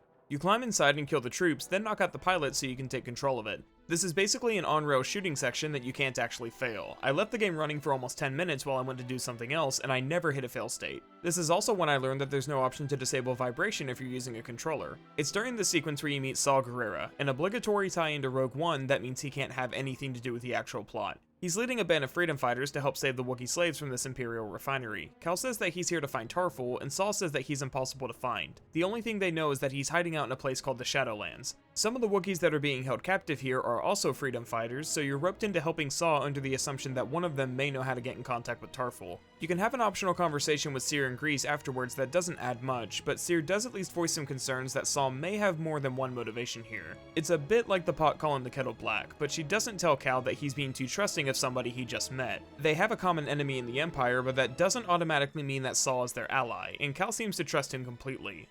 Wait a minute, Cal, I'm starting to see a pattern here. This is another example of Cere not being a proper mentor for Cal and only occasionally giving him some vague guidance. If you keep pressing with the optional conversation, she does push back a little more when Cal says that they shouldn't leave Saul and his gang to die, where she tells him that it's not something he can control, he can do his part and nothing more. You proceed forward, get an upgrade for BD, kill a big spider, and meet up with Saul's gang ahead. Saul gives you the rundown of the plan. They're going to make a distraction by running these giant drills into the refinery as you slip in and free the prisoners. It's not very obvious due to how flat of a character Cal feels during the early game, but he's basically on a euphoric adrenaline rush for this entire mission.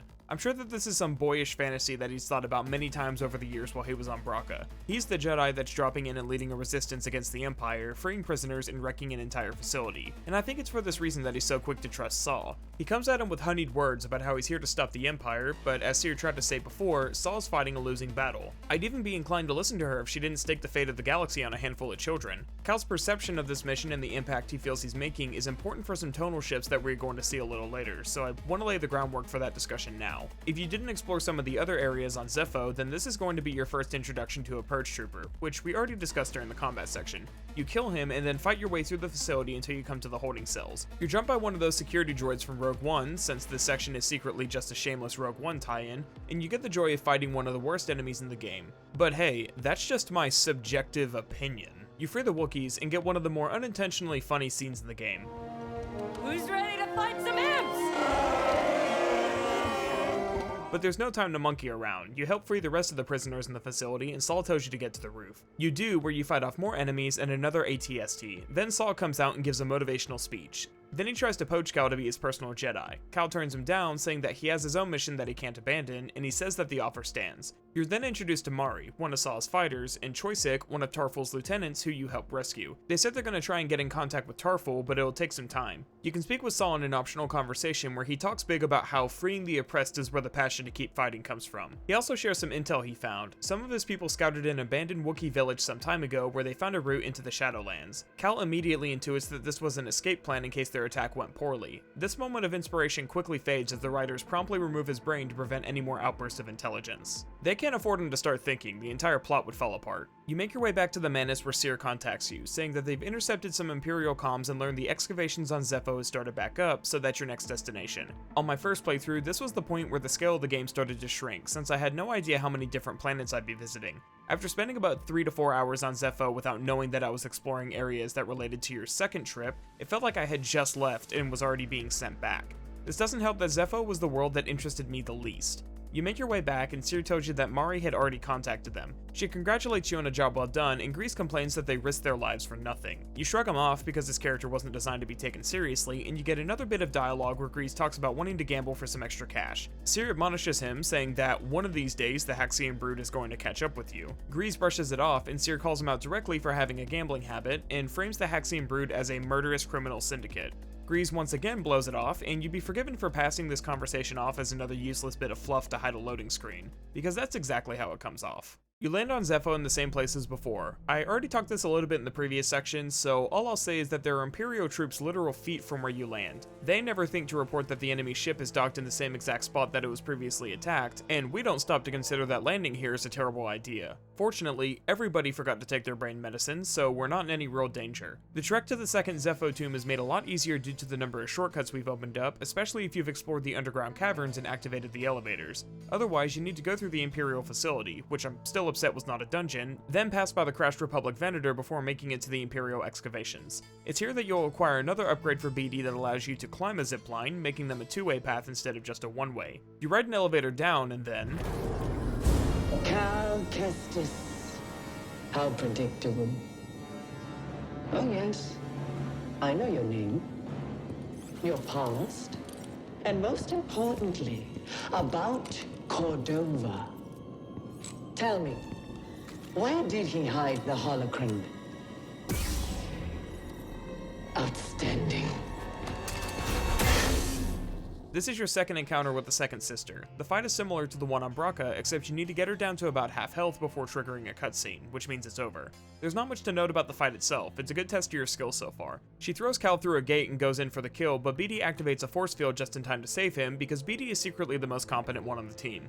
This gives Cal and the second sister time to chat. She mentions that Cal is getting better, but isn't as talented as Cere's last apprentice. This leads Cal to think that the second sister had killed her, and then she starts trash-talking Cere right before dropping the bombshell. She's hot. I mean, she's Trilla, Cere's apprentice. Since she's a former Jedi, and since you're Cere's current apprentice, this also means that she's basically your stepsister. Write that down, write that down! This is when she really starts trying to get into Cal's head. She explains that Cere betrayed her to the Empire to save herself while being tortured, and that she'll sell you out too. Trilla then explains that Cere turned to the dark side when she saw the Empire turned her into an Inquisitor, and when Cal mentions that she cut herself off from the Force, Trilla asks how long until she finally cracks and betrays you too. She then asks what Jaro DePaul would say, which is what finally gets under Cal's skin, and she asks the most important question of all. Is Cere really the type of person that we can trust with a bunch of Force-sensitive children? It's a really good question. What do you think, Cal? Oh, that's right, your brain is in somebody's locker at the Respawn office right now. This conversation with Trilla is very enlightening, since it calls back to something I mentioned before. Cere's explanation for why she cut herself off from the Force didn't make a lot of sense.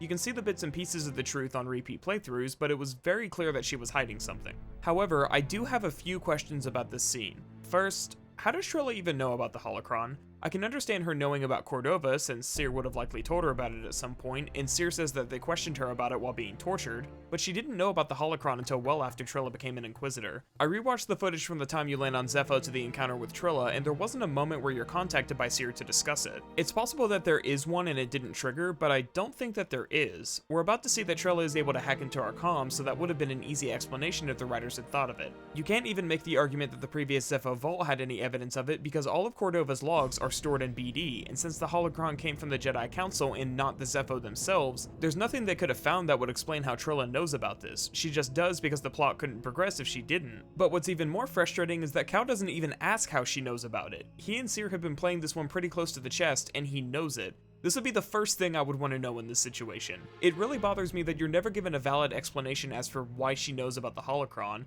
and so it makes the entire conflict feel forced and unearned as a result. Another thing I hate about this is how weak Cal's defenses are here. I can understand that he's in shock about Trilla even being alive, kinda hot, and the murderer of his closest friend, even though that literally never comes up during any of his conversations with her, so I'm not gonna go too hard on him here, but he really should be able to come up with some better arguments if he genuinely wanted to defend Cere. Something as simple as, she got captured trying to save you, and she clearly lasted longer in the torture chamber than you did and still has the strength to stand against the Empire, would be enough to put Trilla on the defense. Instead, Cal's arguments come off as pathetic, and it highlights something that he apparently didn't even realize. He doesn't actually know Cere. They're still borderline strangers, and if you only count the time passed in cutscenes as canon, then Cal literally met her yesterday. He can't defend Cere because he doesn't know enough about her to do so, but that begs the question of why he's so willing to trust her, unless his logic is as simple as, she's a Jedi, I'm a Jedi, so we're friends. And sure, that's a logical reason to trust somebody, if you're a cultist. The scene is really good for the development of Trilla's character, but it falls apart the second you start asking questions, and this is one of the least offensive examples I have. As you progress, Cal tries to contact Cere and question her about what he's learned, and Trilla comes on the radio to taunt you some more. Cere used to slice encrypted transmissions as a hobby, and she taught Trilla how to do it at a point in time.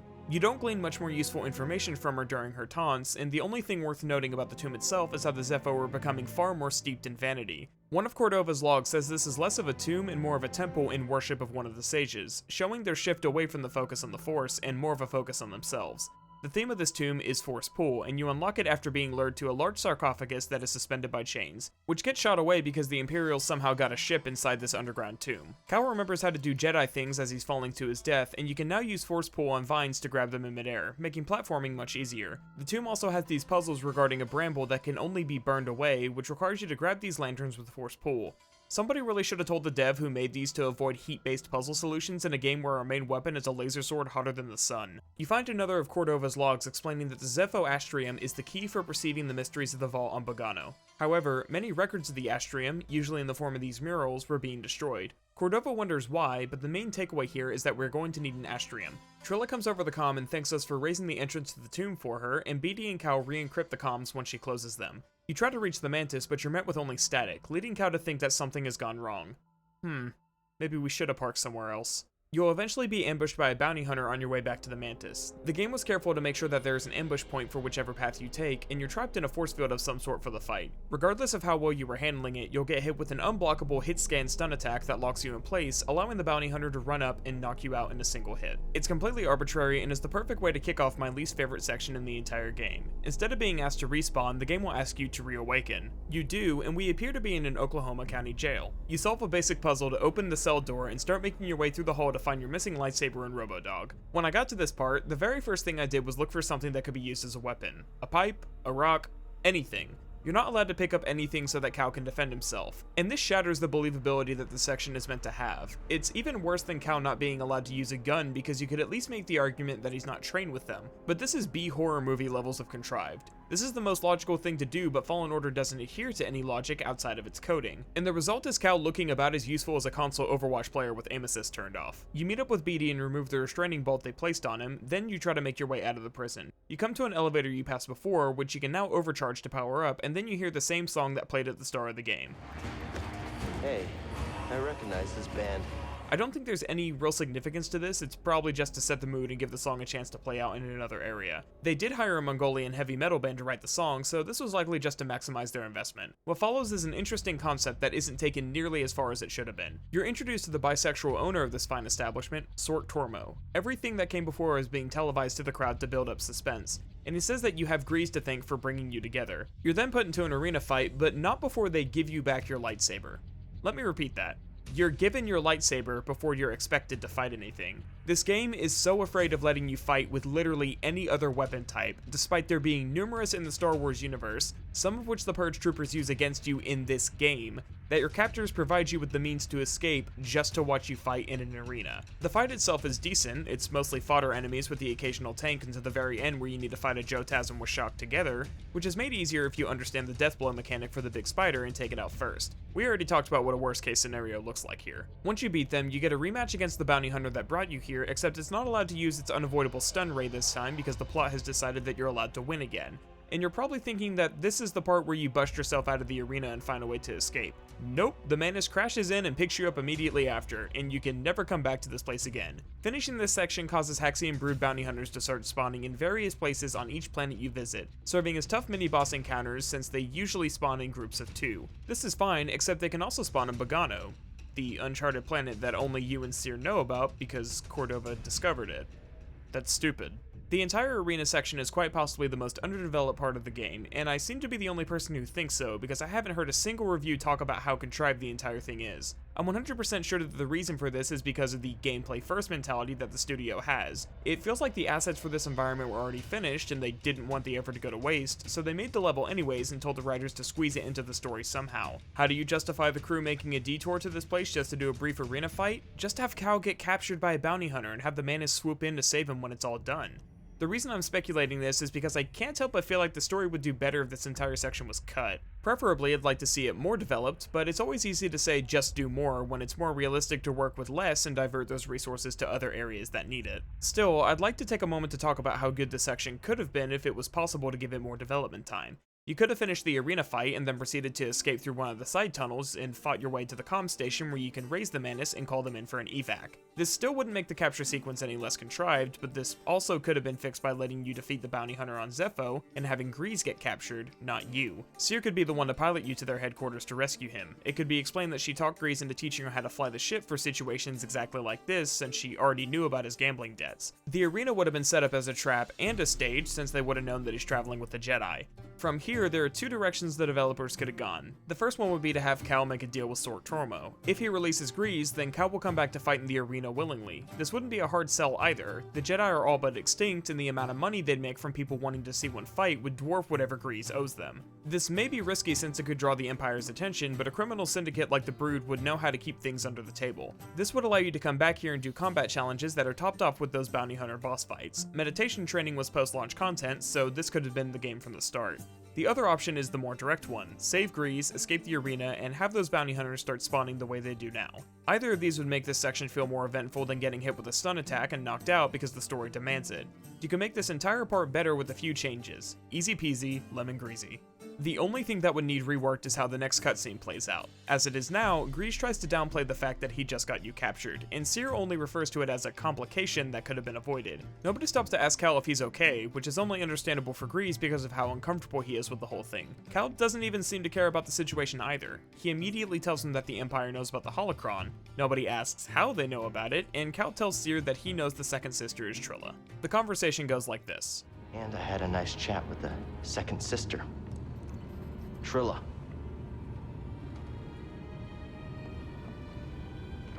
What did she tell you? She told me you betrayed her to the Empire. Is it true? She'll say anything to jeopardize this mission. Is it true? She was my apprentice. Before the Purge. You should have told me. We're getting an encrypted message from Kashyyyk.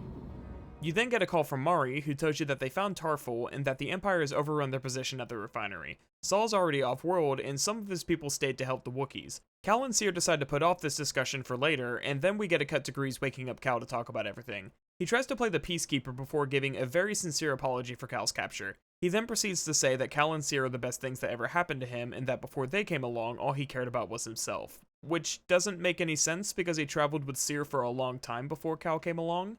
And this is canonically the second or third day that they've known each other if you only count the time passed in cutscenes. And then it just ends, and you're back in gameplay mode. There are so many things wrong with this sequence, but the biggest thing is its pacing. On my second playthrough, from the time I got captured to the moment this cutscene ended, including multiple deaths in the arena, all of this took place in the span of about 20 minutes. Everything comes at you so quickly that I was actually left wondering what was even going on at this point. There wasn't enough time to process everything that happened before Cal and Cere get into an argument, which is immediately followed by a heart-to-heart with Grease, a character so bland that I had already written them off as bad comic relief. And dare I say that none of it is really that good. So let's go back through it in more detail. Even after playing the game twice, I really don't understand why Cal is so upset here. He doesn't seem angry at Cere for giving in to the dark side, and it doesn't make sense for him to be angry that she gave out Trilla's location because both accounts have confirmed that she was tortured extensively before she caved. Trilla doesn't outright deny that Cere left to distract the clones to give them a chance to escape, and she says herself that she cracked in an Imperial torture chair. So what exactly is Cal's problem here? Does he really believe that Cere might betray him too? Because if that's the case, why is he still going to Kashyyyk to continue searching for the holocron? Cal, if you have a problem, just take the escape pod. There's not an established reason for him to be upset. He's just angry because Cal and Cere have a falling out is the next sticky note on the whiteboard that the writers are using as an outline. I am mad that he is mad because I don't understand why he's mad. And let's continue the movie comparisons for a minute. Luke didn't even react this way when he found out that Obi-Wan lied to him about his own father being dead in Return of the Jedi, and Obi-Wan's reasoning for this isn't that far off from Cere's. If she was allowed to react like a regular person, then she would explain that whoever Trilla was when she was still her apprentice isn't who she is now. Now she's just a tool of the Empire and their enemies, so Cere considers the Trilla that she knew to be dead, just like Obi-Wan did with Anakin. Likewise, if Cal was allowed to act like a regular person, he would be angry at Cere for not telling him that she knew who killed his friend. The answer to this issue is so simple. Just make this about Prof. Give Cal any reason to lament over the loss of his friend outside of an optional side conversation where Cere basically tells him to just brush it off and keep fighting. Even if this isn't a good reason for Cal to be angry, it's at least understandable. The second sister murdered his closest friend in front of him. Cere knew who was responsible and hid it from him. The fact that she lied in the first place is already part of why Cal is upset, so just lean on that more. On top of this, Cere is, to some extent, responsible for what happened, and with Cal seeing red from this revelation, it wouldn't be that unbelievable if he accuses her for this. This would be entirely unfair, but it would at least make sense that he would make that connection and lash out at her for it while he's this emotional. But the root of the issue is that there hasn't been enough time or development between these characters for Cal to have any good reason to feel betrayed. Cal trusted Cere too much, too quickly, so it just makes him look stupid when it's revealed that he doesn't actually know her, and it's a reminder that he had no valid reason to trust her beyond her being a former Jedi. This entire sequence could have been much better if Cal was going along with his plan begrudgingly, starts warming up to Cere and Grease, and then starts to distance himself again now that he sees just how much information they were withholding from him. He should be thinking to himself, if they don't trust me enough to tell me these things, why should I trust them? He should respond by closing up, not lashing out. I can't stress enough how messy this scene is on the basis that there hasn't been enough time for a real bond to form between these two, much less for Cal to see her as any sort of mentor figure. This goes double for Grease because he was given even less development up until this point, and I think this is a real shame because his apology here is sincere. Hey, Cal. I made a mistake, and I almost got you killed.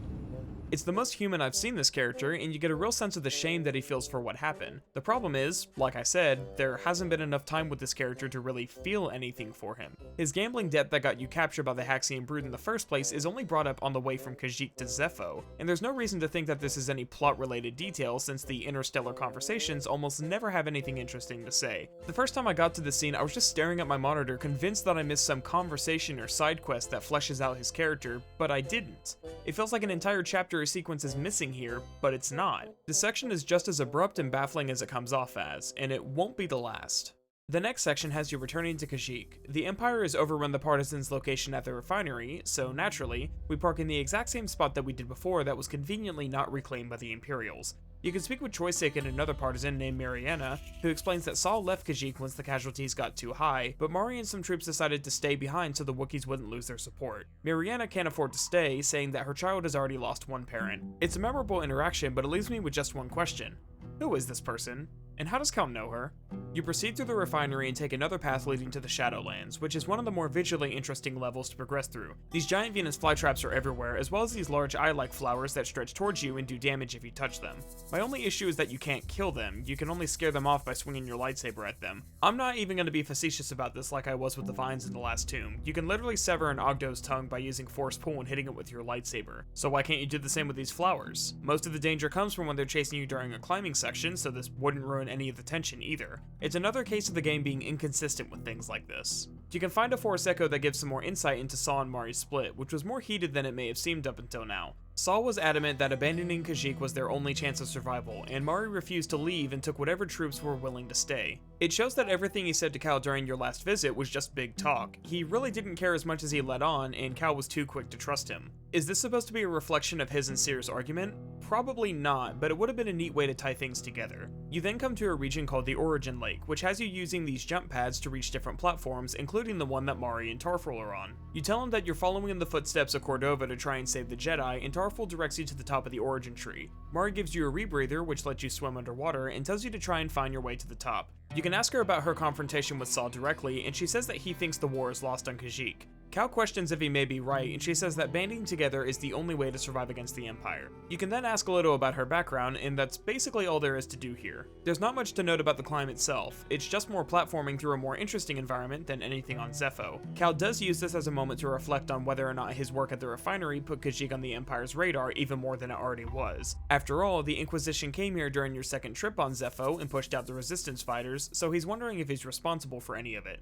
It's not too long afterwards where you're ambushed by the Ninth Sister's ship. Fiona comes out to harass you, saying that she was certain you weren't stupid enough to show your face here again. She's gonna have a field day when she finds out where we parked. It's the little moments like this that make the game feel like it's lacking self-awareness. You're then attacked by the ship and put into an escape sequence involving lots of platforming and sliding sections before the ship is attacked by a giant bird and flies off. Cal considers calling Cere, but he demonstrates that he's willing to put his own life in jeopardy by deciding to let her just figure it out herself by hearing it on Imperial comms. This is the one callback we're going to get to their argument in this section, and it's only used to make Cal look petty. But hey, that's a personality trait, so this is technically character development.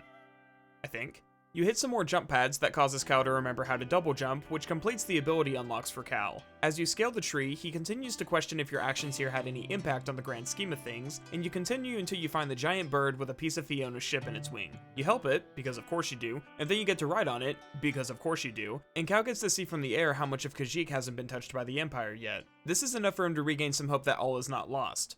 Somehow. It's not like the Empire is galaxy spanning or anything. And I'm hoping that the issue with this entire sequence is as obvious to you as it was for me. Cal and BD are alone while climbing the origin tree. This is a perfect opportunity for him to reflect on everything that's happened, so why was this opportunity not used for him to address what is most likely on the player's mind? Why isn't Cal giving his thoughts on this conflict with Cere? He's clearly still angry with her, but it's never really addressed, and this would have been a good time to have him speak to BD about everything so we can get a better understanding of what's going on in his head. He could spend this time talking about how he doesn't want to continue with the mission, but can't let the Empire get the holocron, and the doubt he has about his impact on the war with the Empire could help support his position. But that really shouldn't be the only thing that he's thinking about right now. Cal hasn't seen any major development since Braca, and the inner conflict of the Empire is too big to beat comes out of nowhere and ends up going nowhere. And so the player isn't really given anything to think about during the climb either, making the entire section feel like nothing more than a long platforming sequence with the occasional combat. Moving on, you can get the double-bladed lightsaber here if you haven't already, and you can find another of Cordova's logs where you see that he had found an astrium. He mentions that there was another one in Kujet's tomb on Dathomir that he couldn't get access to for some reason, so that's your next destination. You then go to get back on the Big Bird when Fiona's ship returns, shooting it. She comes down to fight you directly, resulting in a very good boss fight that finally brings some much needed excitement to the game. You eventually do a fancy flip attack that cuts off Fiona's hand, but we can't cut the Cal-seeking flowers for some reason, which ends the fight and triggers a cutscene. It's over. Being an Inquisitor taught me no setback is too great. When you've already lost yourself, a limb's easy. You know, I was a Jedi. It'd be fun to bring you in. Watch you crack like the rest of us! Oh, angers you. Just wait till the isolation, torture, mutilation, and your breath! I won't let you touch them! You can't stop the Empire! I can stop you.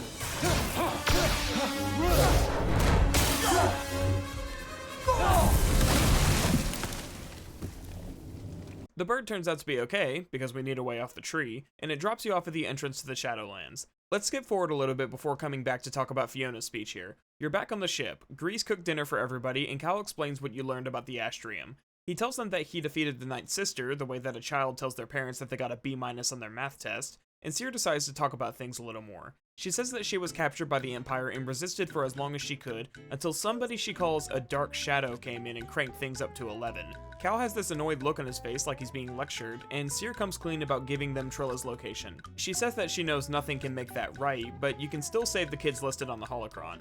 And Grease just continues to season his steak the entire time. I'm not kidding, he's looped in this animation for the entire conversation. Cal mentions what the Ninth Sister said to him about becoming an Inquisitor, and brings up how Cere went through the same thing and didn't join them. She tries to say something, and then he cuts her off by saying that it's okay, then recommits to finding the holocron. Regardless of how this looks, this conflict between them isn't quite over. There's at least one more level of understanding that Cal needs to reach before he can truly forgive Cere for whatever crime he thinks that she's guilty of. But the hostilities do end here, just as quickly as they came. And just like before, it leaves me scratching my head about what exactly the point of it all was. I can still see the framework of a better story already here, some of which I've already touched on. As I've been saying this whole time, this conflict only works if we understand Cal's motivations here, and if there's been proper development between the two of them. One way this whole thing could have worked is if Cere had been lecturing Cal about the dangers of the dark side, with him constantly informing her that he has already heard it all from Jaro to Paul and has reason enough to stay away from it. Then the revelation that she'd lost control of herself and used the dark side would be a strong enough foundation for Cal to start to see her as a hypocrite. This, on top of the fact that she withheld the identity of Prop's killer, is enough to cause that disconnect and is more understandable than what we have now. This would hopefully be fleshed out as you climb the origin tree, and would come to a head as he's facing off with Fiona. She could taunt him about T'Pol as a way of getting under Cal's skin. Trilla already did it back on Zepho and saw how much it bothered him, so she would have shared this to try and get an edge in the fight. After all, a Jedi is at their most vulnerable when their focus is broken, and it's already a bit strange that this detail doesn't come back here since I was really expecting it to. This, in addition to her threatening to capture the crew, would push Cal to kill her, just like he does now. This wouldn't be the first time that he's killed somebody up until now, but it would be the first time that he's killed out of anger. Cal would realize at this point that if he lost control of his emotions and gave into the dark side even a little bit over somebody's petty insults about his dead master, then the sheer amount of self-control Cere demonstrated by not giving in while being actively tortured seems a lot more impressive. And her finally snapping when she saw what they did to Trilla is a lot more understandable. And so, with a new perspective, and Cal now realizing how arrogant he was being, he's ready to reconcile with her. I like this idea better because it simultaneously elevates both Cal and Cere's characters. We're supposed to really care about her at this point in the story, but we're not given much reason to. So giving the player a glimpse at how easy it is for somebody to lose themselves would go a long way. Instead, what we get is Cal being upset that she didn't immediately tell him that her apprentice was an Inquisitor, then he becomes a nihilist for about a half an hour, and then he finally realizes that the writers didn't give him a valid reason to be angry, so he forgets about it. None of the ideas I've suggested here are perfect. As always, I'm not trying to say that this specifically should have been implemented, it's just a way to highlight the core issue. There needs to be more here than what we have now, because the current version just doesn't make any sense. Just like the Haxian Brood's arena, this is a massive waste of potential, and it's still not going to be the last. At this point, there's only one planet left on our list to visit. Dathomir. You can go back to Zepho to explore the Republic Venator, or you can go back to Bogano to finish exploring there if you haven't already. The Venator has some extra dialogue between Cal and BD as he recalls living on one before the Purge, but you don't get much more than that. On your way to Dathomir, Cere will tell you that there was a group of Force users called Night Sisters who made a deal with the Sith Lord during the Clone Wars, which ended in a massacre. This is another direct reference to the Clone Wars TV series, and the Codex entry here is a little misleading. It says that the Night Sisters' civilization was destroyed at the behest of Count Dooku after they tried to assassinate him, but it was actually General Grievous who launched the assault and did most of the killing, at least from what I've gathered after looking into it. It's not crucial that this difference is understood, but this did lead me to think that Count Dooku was the one who killed everybody based on some lines we'll see later. It does go to show how you're almost expected to have watched the Clone Wars series to fully understand the references here. It's not a big deal, but it's still worth commenting on. It doesn't take long for you to learn that not only is Dathomir not abandoned, the Night Sisters also aren't all dead. She tells you that Dathomir is forbidden to you and says that you need to leave. Cal says that he can't do that, but isn't given a chance to explain before tensions rise. These are the Night Brothers, and this is how you deal with them. There's really no reason to fight them normally when this tactic is a one-shot kill, which ruins almost every encounter with them.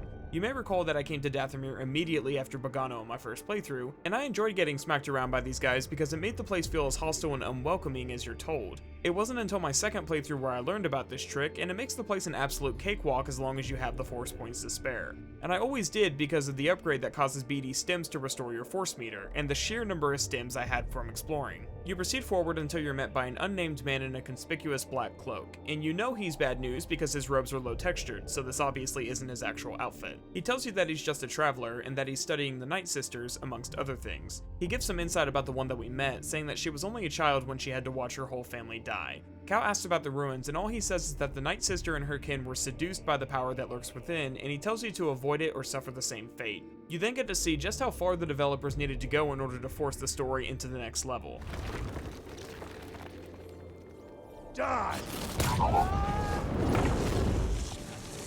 If you're going to make a transition as ridiculous as this, at least have the common courtesy to make a Resident Evil 5 reference and have him punch the boulder or something. This leads you further down where you're once again confronted by the Night Sister. She says he was right about you, not explaining who, and then says that the Jedi are thieves and liars who bring nothing but death. Cal decides to threaten her this time, which prompts her to start birthing zombies from these burial pods.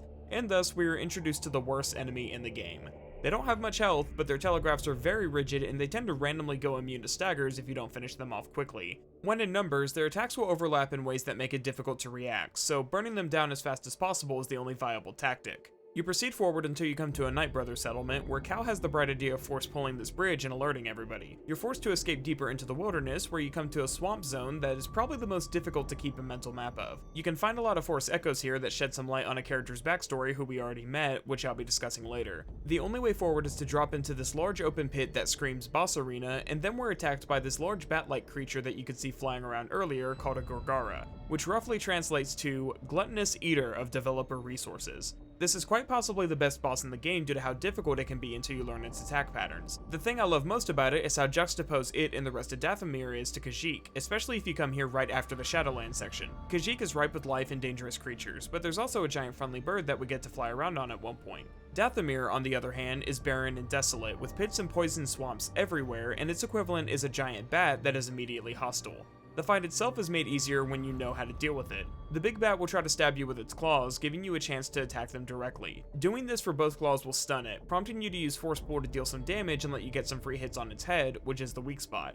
This is where the overhead attack really comes in clutch, because it'll wipe out a massive chunk of its health bar. The only attack to watch out for is its ground pound that'll send high damage shockwaves towards you, which will need to be jumped over. And even with this little bit, you can see how much more there is to say about this fight. It's the only boss that requires more than just dodge and parry spam, and the only one that has a unique interaction with your force abilities like this. I wish that more fights were held to this standard, but when you compare it to just how undercooked the rest of Dathomir is, it's easy to see that making this fight was very resource heavy. Granted, what comes next will show that it probably could have happened if some other parts were cut instead. You don't actually get to kill the Gorgara here. It'll run off at about 10 to 15% health, which should be your first indication that this is not over. This is also when you get the climbing claws, which greatly increases your climbing speed and lets you climb on this fire lichen we've been seeing, as I mentioned earlier in the video. The only way to proceed from here is to jump on this climbable wall, which causes the Gorgara to come back and try to kill you. You can ignore the falling rocks since they won't actually hit you, although there's no indication of this, so you'd be forgiven for dying here because you wasted your time trying to avoid them. It grabs you right before you finish the climb and flies off, and Cal gets free by stabbing in the leg with his lightsaber. You're then flung higher into the air and need to land on its back, meaning we do get to ride on it after all. Fun fact, you can fail this section as many times as you need with no penalty. You do the fly through the air and land on it thing twice before you finally jump off to land on a large rock, forcing you to jump one more time to land on it again. You stick the landing, which causes you to infect the Gorgara with your cooties or something because it literally just dies in midair, despite still having some of its health bar left. It's like there's an animation missing here that shows Cal finishing it off or something, because it just screams and then goes unconscious, and then you crash back to the swamp area. But the weirdest thing is that BD doesn't scan it like he does everything else that you come across, and I'm sorry that this is worth mentioning, but that's a big part of both BD's character and his gameplay utility. He scans creatures and objects to unlock a codex entry, so it's really weird that there's not one for a literal giant bat that just tried to kill us. Cal also doesn't check to make sure it's dead, so I thought this was a fake out, but no, it's down for good this time. I think they ran out of money. You proceed through more Knight Brother structures. There's this light puzzle that requires you to force pull these platforms so you can wall run across them, and I need to point out that if these retract back to their default position, there's no collision so that you can stand on them, meaning you just fall to your death and take damage. This is very annoying, and it adds to the rushed feeling of this entire section. You then make it back to the Knight Brother settlement where you decide to find a stealthier way in. Once you do, you still have to take on everybody all at once, which makes for a difficult challenge that can easily devolve into spamming force pull and parrying the enemy bolts. This loops back around to where we first encountered the Night Sister, and you finally make your way to Kujet's tomb, which is much smaller than the previous Zepho tombs we've seen. The doors lock behind you, and you're unable to find a way to progress. There's a conspicuous meditation spot when you turn around, and after using it, you'll find yourself as a younger Cal. You're on a Republic Venator, and you can speak to the clones around here who are all friendly to you. One of them even high-fives you to show his support in your Jedi training. He's gonna try and kill us later. You enter the training room where we've been learning all of our abilities, and you do one final platforming section featuring all the abilities we've learned so far, before finally meeting up with Jaro Tapal. The scene goes like this. Bracca is secure. We move out from Maigito shortly. Yes! You must... Master, are you okay? Something is... No! No! What's happening? Why did the commander just... Padawan, something terrible is happening. The clones have betrayed us. There are no answers to your questions. Not yet. We need to get off this ship. Quickly. Get to the escape pods. Use the maintenance halls. We trained for this. Do you remember? Yes, Master.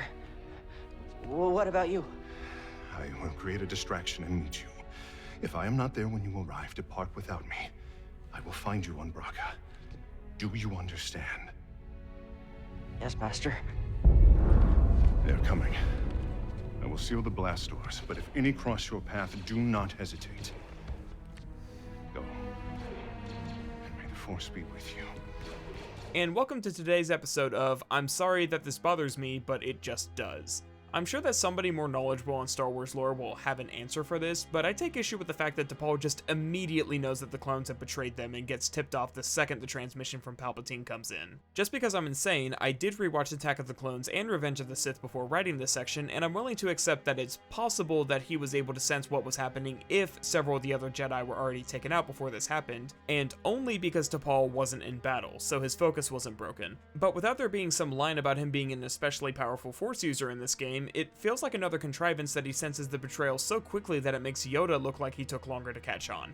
Something about this scene has never felt right for this reason. But there's a reason that I haven't seen anybody else point this out, because the rest of the sequence is great. It plays the same music from Revenge of the Sith, you get to hear everybody as they try to close in on Tapal, and we're happy that we finally get another look at Cal's backstory. You lose your lightsaber about halfway through, which really adds some tension since you're now defenseless. You come to a room where you get to see Tapal in action, which I'm sure is supposed to be cool, but I always get stuck on how stiff the animations look, especially compared to how you and other agile enemies move in combat. Cal tries to get an escape pod open when Tapal starts to get shot up, causing Cal to get scared. Tapal tries to take out a few more of them, but he just ends up getting shot more, so Cal uses Force Slow on all the clones so that they can launch the escape pod and, well, escape. T'Pol tells Cal that he overloaded the ship's reactors so that the explosion could cover their escape, and he tells you to wait for the Jedi Council's signal, then he gives you his broken lightsaber. With his dying breath, he tells Cal to trust only in the Force, tying back to the first thing he said in the beginning of the game. It should be a neat tie-in, but seeing as how the rest of the game has gone so far, I don't think it is. You wake back up in a dreamlike area where you're met by an apparition of T'Pol. He taunts you as you fight, and you'll eventually trigger a cutscene. Yeah! Yes. My blood is on your hands, apprentice. You are a failure, a weakling, a traitor. You are no Jedi! No!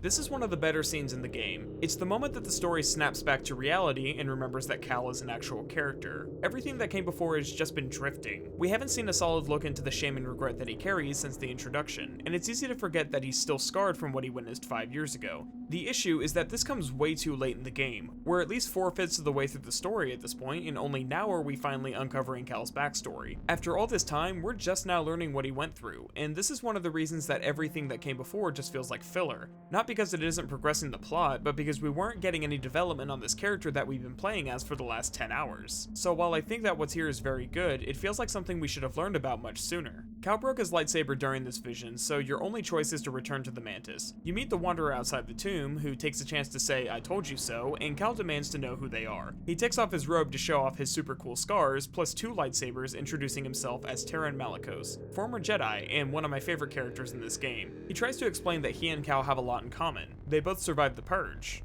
Okay, that's the only reason that he gives, but there are some parallels. Malicos has one of the best backstories in the game, specifically because of how it overlaps with Cal's. He was also a former Jedi who survived when the clones turned against him, but while Cal ended up on the relatively safe planet of Bracca, Malicos ended up on Dathomir, an inhospitable planet that is strong with the dark side. The Force echoes you find on the planet are a good example of something saying only what's necessary and nothing more. You find the moment that Malicos crash landed on Dathomir and how he was immediately thrust into a fight for his life. He was pursued by the Night Brothers and was eventually taken hostage by them, and one of the echoes is of him just breaking down and crying. This place utterly broke him, and so what he says to Cal here makes sense. The darkness here. It almost took me. But I conquered it. This backstory is great, it's tragic, and it's also completely optional. You can miss all of this if you don't engage with the echoes or just miss them while passing through, and so you wouldn't get the same context of how Malicos became the person that he is now. He's a lot more flat and one-dimensional when you don't get those glimpses into what he was put through after arriving here, and I'm not pretending that this is Shakespeare or anything, but it did a lot to help me see his perspective a little more. He's not just a psychopath, he's also a survivor. But he's still a psychopath.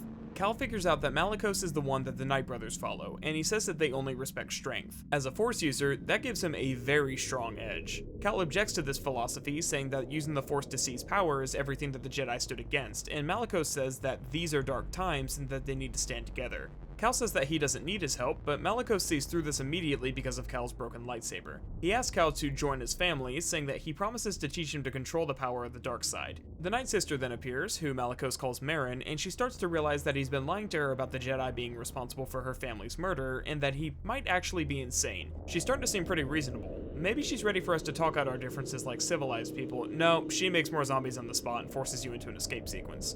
You know, Malicos, you do have 2 lightsabers there. Do you think that maybe you could... Oh, no? You just despawned? Alrighty then. You eventually make it back to the Mantis and escape with zombies all over the ship. Then Cal finally has a breakdown. In another great scene where Cal is allowed to show some genuine emotion, he tells Cere what he saw in the tomb. I saw him. Master T'Pol. I saw the day he died. I saw what I did. Now it's destroyed. I couldn't save him. Cal, you were only a child. No, I know I could have helped him if I'd been stronger and braver, if I would have listened to him. I could have helped him. Cere's response is to change the subject and open up to Cal about what happened when she escaped the Empire. And anytime the conversation becomes about Cere is about the time that I lose interest in it. She says how they brought Trilla in the room, and that when she saw she was an Inquisitor, she lost control and gave into the dark side, and then killed everybody except for her. She spent years unable to cope with what happened and with no will to live, until she learned about the Holocron, which gave her hope that there could be a future and a chance to move on. This explains her obsession with finding it, but also proves that her motivations are entirely self-centered and misplaced. She then tells Cal that he needs to make the choice to move on, and says, "You're gonna start with this," and points at your lightsaber, Jaro Tapal's lightsaber, which Cal has been carrying around for 5 years as a constant reminder of his failure. The lightsaber that I had remade extensively with all the cosmetics that I unlocked, going as far as to change the crystal from blue to green, and doesn't even look remotely close to the original. And then she says, "You are going to build a new one."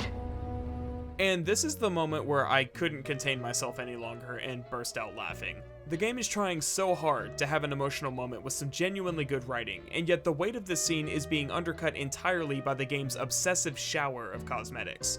If you did what I did and swapped out every single component of your original saber, then this thing couldn't be any more distinct than it already is. Seer says that we need to build a new lightsaber, symbolizing that Cal is moving on from the past and willing to step out of his master's shadow. So why don't we just take a brief 10-second walk to the back of the ship and swap out the broken pieces with one of the dozens of other components that we've collected over the course of the game? Is it because the crystal's busted? Because I have another one of those too. Some of you might think that this is going too hard on the game, but this alone was enough to ruin this scene on my first playthrough, and that means it's ruined forever.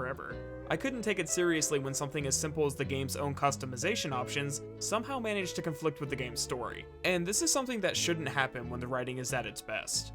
You're immediately taken to the planet of Ilum, and Seer says this. Cal, you will be tested. Yeah. But I'm ready. I don't mean just here. Every Jedi faces the dark side.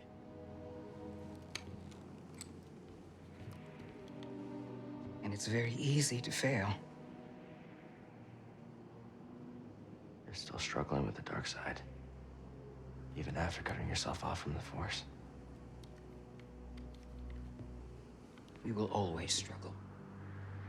But that is the test. It's the choice to keep fighting that makes us who we are. Just keep those words in mind for something I plan to talk about later. Seer gives Cal a non-functioning lightsaber to use as spare parts when he builds a new one. Seer gives Cal a non-functioning lightsaber to use as spare parts when he builds a new one. Spare parts. To build a new one.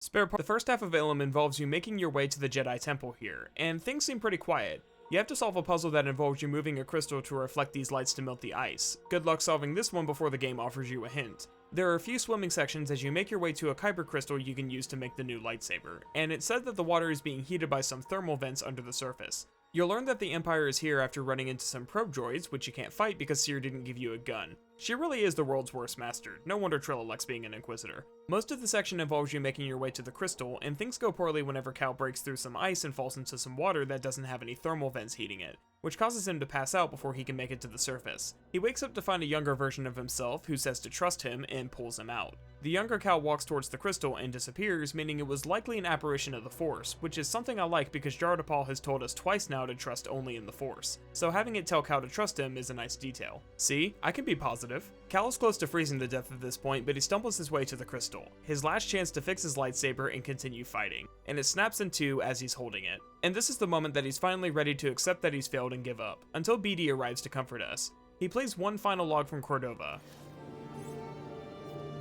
The time has come. This may be the last you see of me. I can sense the doom of the Jedi Order is upon us. No! Failure is not the end. It is a necessary part of the path. Hope will always survive in those who continue to fight. Like you, BD-1.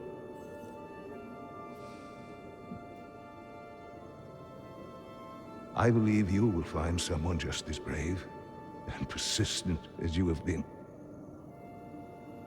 And you will help them, as you have helped me. But your memory will be completely lost. Are you sure you want to do this?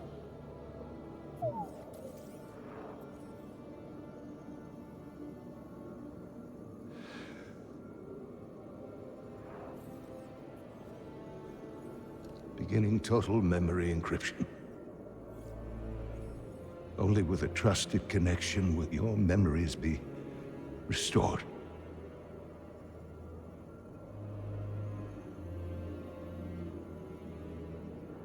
I believe in you, as I always have. And I believe in whom you choose to replace me.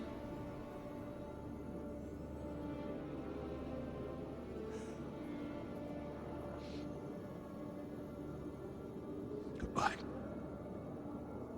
old friend. It's a pretty heavy scene, and the realization that Beatty was so committed to Cordova's plan that he gave his own memories is enough to inspire Cal to keep trying. Because unbeknownst to the writers, Cordova is our real mentor, and Beatty is secretly the most competent member of the team. You make your way to a nearby workbench to fix your lightsaber, where you're given a number of different colors to choose from. Cyan is probably the best looking one, but purple is a close second. Because of the broken crystal and the spare parts Seer gave us, we now get the split saber ability, which includes 2 hard-hitting attacks that are activated depending on which saber mode you're using. You can also now throw your lightsaber and keep fighting, which is an amazing touch that is worth mentioning again. This makes dealing with tough enemies much easier, especially those security droids, which are expected to kill 7 of in a single room later, but not all at once. You can easily take them out in a few hits if you use your double saber split ability. The rest of the sequence involves you racing back to the Mantis so that you can get off-world before the Imperials call reinforcements. You end up fighting off 2 AT-STs near the ship. Don't worry, this is to our designated parking spot, and you're now equipped to go back to Dathomir and face your past. And you may be surprised to hear that for a regular playthrough, we've only got about an hour or 2 left before seeing the credits. Making your way back to the Tomb of Khajet is simple, and you once again interact with the wall to face Jarl DePaul. Master. You were wrong to return here unarmed. Not unarmed. You think that lightsaber proves you a Jedi? No. Facing you. Memories that have haunted me since Braca. I won't run from them anymore. Then let us see what manner of death your courage brings. The fight will proceed until you use your split saber ability on him, and you'll then be prompted to put your lightsaber away and stop fighting. DePaul stops right before he kills you, and Cal says that he'll honor his teaching and his sacrifice. This is enough to appease him, and he says that persistence reveals the path. You proceed forward and are once again jumped by Night Sister Merrin. Cal takes the diplomatic approach and decides to talk things out, telling her that what she was told about the Jedi isn't true. He then tosses her his lightsaber as a way of showing that he doesn't want to fight, and she starts to listen when he talks about the Purge, and the parallels between Cal and Merrin are very clear. They were both betrayed by the people they protected and were hunted to near extinction. She says that she was only a child when an armored warrior wielding a lightsaber attacked, which is meant to be General Grievous, but you'd be forgiven for thinking it was Count Dooku because of how the Codex entry is written. She says that Malicos came afterwards and promised her revenge if she shared her secrets with him, and Cal sympathizes with her and says that they don't need to be enemies. He's finally able to convince her, so she gives back your lightsaber so you can face off with Malicos. You can find some more details about this tomb as you make your way to him, just as before, and it's clear that the sage Khajet used his power to start a Zepho empire, which split the race into a civil war. Malicos welcomes you back with open arms, thinking that you're here to join him. As we all know, the best boss fights begin with a heated political debate, and this one is no different. Malicos tries to seduce Cal with the promise of power, and Cal makes it clear that the only thing he's interested in is rebuilding the Jedi Order. Malicos finds this offensive and says that the Order fell long before the Purge, and the arguments he makes are actually true. The Jedi Order wasn't exactly in its prime before they were overthrown, but Cal sees this as an opportunity to learn from their mistakes and build back better. Malicos is an ANCAP, so this sort of state-sponsored economic plan doesn't interest him, and he offers Cal one more chance to join him. Cal refuses, proving that neocons really are as rigid and uncompromising as they say, and so Malicos decides that you need to die. Thus is the nature of US politics. If the Gorgara is the best creature fight in the game, with the only other points of comparison being the legendary beasts, then Malicos is the best duel in the game. He still has similar issues to every other enemy, where he randomly goes immune to staggers, but the fight is still a blast to get through. His attacks come quickly and require you to use a combination of parries and dodges to sneak in some extra damage, since breaking his guard will only open him up to a single combo. This is almost a win in the fight, lose in the cutscene situation, but Merrin steps in to save you from being crushed. This begins a phase where she'll randomly appear to break Malicos' guard, which gives you an opportunity to get in some extra damage. I only died once to this fight on the highest difficulty, which is saying something because I have 10 healing charges, and repeat attempts are made easier by the fact that the cutscenes are skipped. You have your kill stolen by Merrin when she banishes him to ANCAP Hell, where he'll live out the rest of his days in suffering, otherwise known as the IRS Taxpayer Assistance Center, and you're then free to speak with her without any hostilities. You can tell her that you're here for the Astrium, and you can tell her about the Holocron. I don't have an issue with this because she seems trustworthy enough at this point. She actually doesn't know about the Empire, which is another way that the game shows just how isolated she's been all this time. You make your way to the end of the tomb where you finally find it, the key to the vault in Bogano. Cal uses this moment to open up to Merrin a little bit, and this is the only time that Prof is mentioned outside of an optional conversation. He basically tells her the same thing that Prof told him: she needs to get out there and find her place in the galaxy, and she agrees and offers to join him. I really like what she says here too. Night Sisters and Jedi do not travel together, but survivors. We adapt. Cal agrees, although he says that Cere and Grease may require a little bit of convincing. This is less of what I consider valid criticism, but the scene really makes me wish that Cere and Grease weren't in the game at all, and it was just Cal and Prof exploring the galaxy and recruiting people to their cause. You return to the ship and basically tell everybody that the cute Russian goth girl is here to stay, and they more or less accept it. Damn right they do. You head back to Bogano and everybody gathers around the Astrium to talk about your next steps, and Merrin asks if you should really be looking for the Holocron in the first place. She says that if you take the Force-sensitive children from their homes to train them, you're basically leading them to be hunted and slaughtered by the Empire. Cere and Cal don't have a valid defense for this, because there isn't one. She's right. Cal just says, we need to protect them from the Empire, and Cere just says, this will help us put an end to the Empire. And this, ladies and gentlemen, is why we weren't allowed to recruit Merrin until the last hour of the game, because she is actually the smartest person here besides BD, and one of those are a robot. The fact that she immediately starts asking questions that Cal should have been asking from the start shows just how little he and Cere have put into this plan. You can speak with her a little bit more in an optional conversation on Bogano, and she brings even more logic to the table. This planet has remained nearly untouched for centuries. Were the lives you seek to protect really in danger before you intervened? The Jedi retrain will help build a galaxy that respects and preserves special places like this one. And that is their choice or yours? We need each other to survive. Without the Jedi, I don't know if we can. We have a responsibility to protect them. So you've said. You can see how weak Cal's defenses are here, and while it's satisfying to see somebody finally asking the hard questions, it's a testament to this game's writing that it took this long before anybody starts questioning if we're doing the right thing here. Because remember, this isn't something that the game has done before. If the game was constantly having Cal question if they're doing the right thing, then this would feel more organic. But it genuinely feels like Merrin is the only person here with a brain. This line of thinking continues once you enter the vault and use the Astrium. Cal sees a vision of some Zepho who say the following. Despite our wisdom and technological achievement, we face extinction. Dogma blinded us to the path of balance, and gradually we allowed our pride to corrupt us. It's clear that they're speaking both about their culture and the Jedi, and then you see what happens when you finally get the Holocron. There's a creative use of perspective as a climbing section shows Cal crawling through a trench. The Empire found them and came in force to kill you all. The Purge Troopers are suddenly much more intimidating when you see them going against untrained children, as opposed to somebody like Cal who's old enough to actually fight back. Then you skip forward and see that they've all been captured, and then the room goes dark. You use your lightsaber as a flashlight and see that it's red.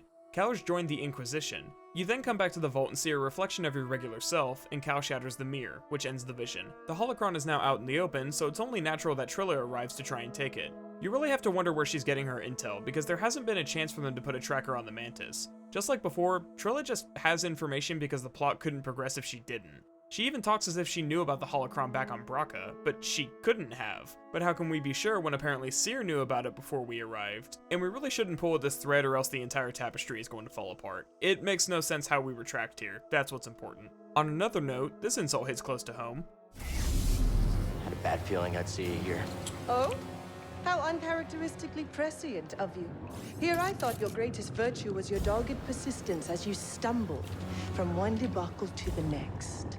How can a game that lacks so much self-awareness be so self-aware at times? Are the writers clueless or are they in on the joke? Anyways, you get her health down to 75% and then win in the cutscene, but also lose in the cutscene, because Cal picks up her lightsaber, causing him to start having a seizure as he relives her memories. This is enough to stun him while she gets away with the holocron, and you may ask yourself why she doesn't kill us here, but let's just ignore it, because we all know it's only so the plot can progress. You see the moment that Cere left to lead the troops away, and how Trilla begged her to stick with them. You then see Trilla being tortured, and look, the meditation point is even visible from here. Kinda weird considering the door is closed, but it shows up on both my playthroughs, so it's probably just a bug. You then see the moment that Trilla is revealed to Cere as an Inquisitor, and this causes Cere to do a Darth Vader scream and break free. Cal wakes up to find himself still alive, and the holocron is gone. You fight back to the Mantis with stormtroopers everywhere, but they still aren't attacking your ship.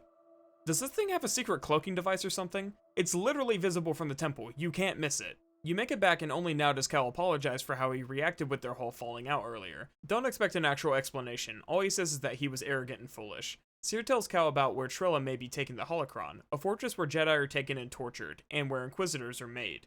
Cere then uses the Force to grab Trilla's lightsaber and knight Cal, finally raising him from the rank of Padawan. At this point, there's only one destination left, Fortress Inquisitorius. Merrin will use a ritual to make the ship invisible so that you can sneak past the blockade while Cere and Cal take some escape pods to the surface. See? I told you the ship had some! You then swim to the fortress itself, which is underwater, and make your way inside. The level itself is great, there are plenty of difficult combat encounters to work your way through, and there isn't a single bug in sight. It's the first time that the game returns to the level of quality presented in the intro, which is why I can't help but feel like the beginning and end of the game were made first, and the middle of the game came together last. This section includes one of the hardest combat gauntlets in the game that makes you actually earn its meditation point, and it comes to a head when you have to open a door for Cere. The setup is similar to the section we saw earlier with Jar Paul, where you're watching it unfold through a window, but Cere's animations feel more fluid, even if the saber throw itself looks pretty bad. Also, she's allowed to use a gun, but we're not, which I find offensive. This is obviously meant to have some thematic weight to it, but Cere is such a non-factor for most of Cal's development that I can't say it has any real impact. You make your way to the chamber where they're housing the holocron, and yep, there's that meditation point we saw earlier. Trilla once again shows up to try and kill you. Her fight is basically identical to what came before, except for one ground pound move similar to what the Gorgara had, which is stupid because she's creating a shockwave on a platform that doesn't even have a foundation. There's also a phase where she calls in a probe droid that can be pretty annoying. Other than that, you beat her again, for the 4th time now. Cere arrives and finally apologizes for what she did, which is enough for Trilla to start to forgive her. If only we knew it was that easy the last 3 times we fought her. And then it happens. I've carried so much hate for you.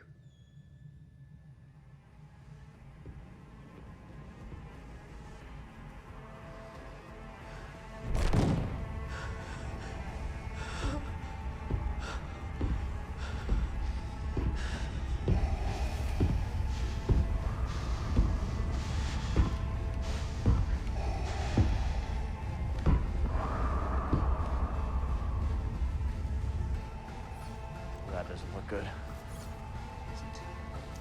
It's him.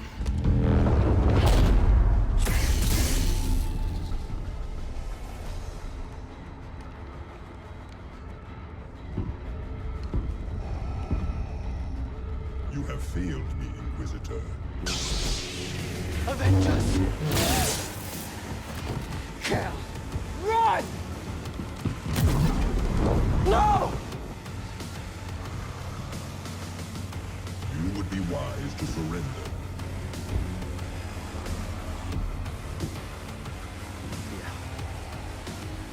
Probably. Almost every video I've watched agrees that Darth Vader appearing has no place in this game, and they all follow it up with, "But I don't care." And yeah, neither do I. This isn't an actual fight. Cal and his poncho are no match for Vader, and you can't win here. You'll eventually get force gripped and put into a soft QTE where you need to force pull this spinny thing in the background, which Vader ends up grabbing and throwing at you. Then he starts literally ripping the place apart as you make your escape. I really like this sequence because of everything that came before. From Cal getting knighted to the tough fights in the level, all of this was letting you feel like an unstoppable beast. And here comes Darth Vader, a real master of the Force, to show you just how weak Cal really is, which is shown by how effortlessly he sends Cere to her death. But what happens if you try to fight him? You die.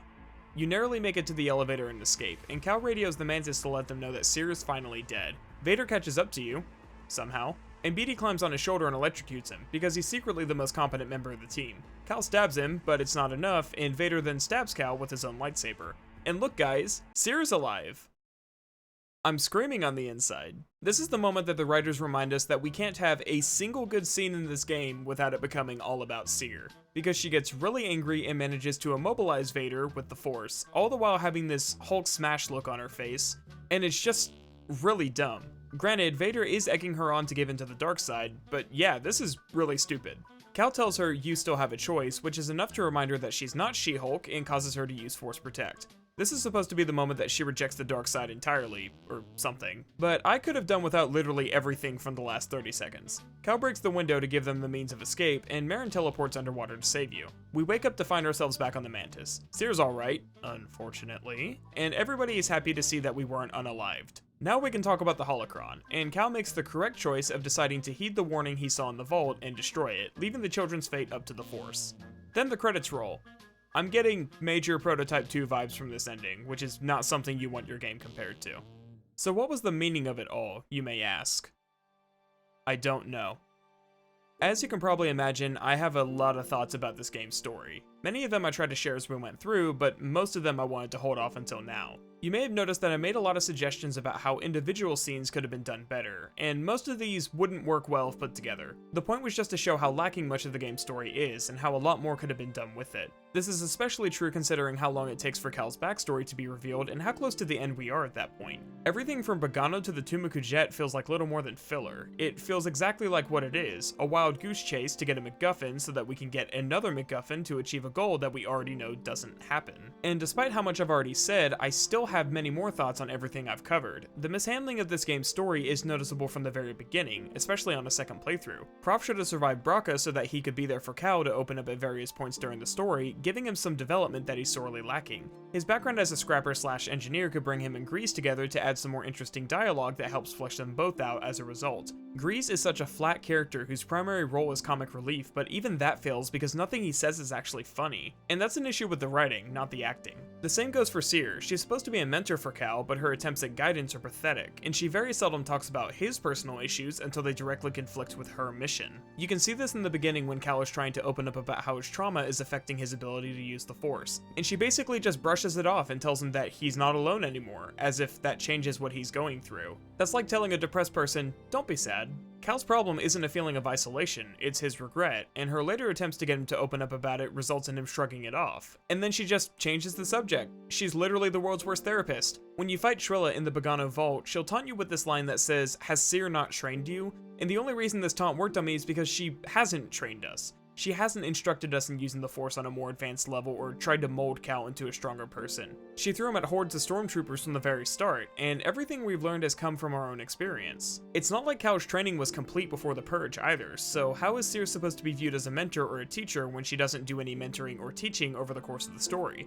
Because emotional support isn't mentoring. This is such a massive failure on the story's part that it's actually frustrating. This is why I wanted Cere to die at the end of the game. She's been such a non-factor this entire time, so the least she can do is go out in a blaze of glory for our benefit. The only thing she says that comes close to some semblance of guidance is when she warns Cal about being tested by the dark side, but Cal is such an incorruptible paragon of light that this comes off more as set up for Cere's final encounter with the dark side, not anything Cal will experience. One of my biggest issues with the story is how the writers make everything about Cere anytime she's on screen. Cal's lack of development until the last fifth of the game certainly doesn't help this either. There's never a real moment where he doubts himself or the people around him. There is a moment where he feels too insignificant to take on the Empire during your second trip to Kashyyyk, but that comes immediately after he and Cere start having their falling out, so it feels like it's taking attention off of the conflict that I wanted to see more development on. This concept isn't the problem, it's the timing, and Cal is over it by the time you return to your ship anyways. It was just a distraction from a more interesting plot point which is resolved almost as quickly as it's brought up. I think the intention was that their relationship would be more strained until Cal brings it back up after seeing the events from Trilla's perspective, but their interactions feel exactly the same as before, so you can't even tell that he was upset with her.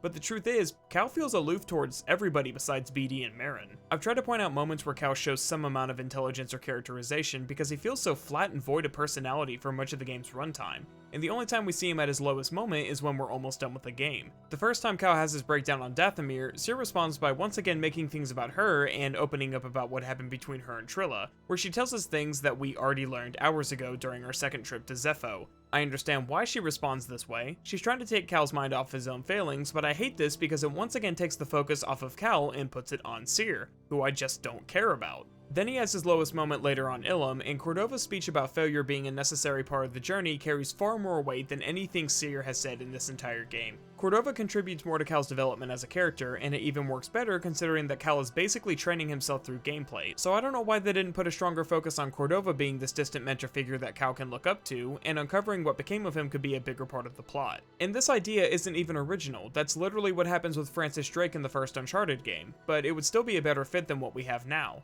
The point is that the game desperately needs something to tie it all together, because if your mentor character is comparable to Delphine from Skyrim, you know that you've made a critical mistake somewhere. And then there's Merrin, who's the only character in this game who's allowed to have a brain. Grease gets a pass because he doesn't know anything about the Jedi, but I've already talked a lot about how misguided Cere and Cal's motivations are. Cere sees rebuilding the Jedi Order as a way to make amends for what happened to Trilla, but she's not properly considering the danger that she's putting these children in by pursuing this goal. Cal should be the one to question this and push back when things start going sideways, but he doesn't. He's just as devoted to rebuilding the Jedi Order as Cere. But neither of them stop to ask what a total of 12 Jedi trained by a Padawan and a disgraced Jedi Master are going to do against the Empire. The Jedi Council could rally more people to their cause and kickstart a rebellion, but what then? A dozen Jedi aren't enough to wage a war against the Empire, especially when you start to consider that not all of them are going to make it. There's a reason that the previous conflict was called the Clone Wars and not the Jedi and Trade Federation conflict. The Jedi weren't enough to end that war on their own, they needed the clones. The Empire now has the clones, and then some. It goes back to what I said before, Cere just wants super soldiers, and she hasn't given a shred of thought about what would happen if the Inquisition came crashing down on their operation. And here comes Merrin, at the very end of the game, to start asking the really obvious questions that I was asking from the very beginning of the game. And their lack of thought is put on full display when they can't offer a valid reason for why they're even doing this. Their arguments boil down to, we're going after the holocron because we have to, because it's the only way to stop the Empire, and they haven't even considered if it's something that they should be doing. This would be a really interesting plot point to explore if it wasn't so forced, or if the writers, actually explored it. Instead, Cal responds to Merrin's concerns with, because we gotta, and they move on. Merrin is also one of the few good characters in this game, having a lot in common with Cal even though they basically come from two different worlds. Well, I guess they literally come from two different worlds, but you know what I mean. The fact that she joins you made me think that I missed some other optional characters to recruit, and it turns out that I did. A single Furby-looking creature on Bogano that I never actually saw hanging around the ship. And this is the only thing required to get the Recruit All Squad Mates achievement on Steam. Mass Effect Andromeda had a space monkey and a hamster you could get on your ship, so Fallen Order managed to get outdone by even this. If only Saw was replaced with an actual character who could have joined us, because a grizzled soldier is what the squad is actually missing here. I'd even settle for a nameless Wookiee, just give me somebody with a gun who can do something besides sit on the Mantis and wait for Cal to do all the work.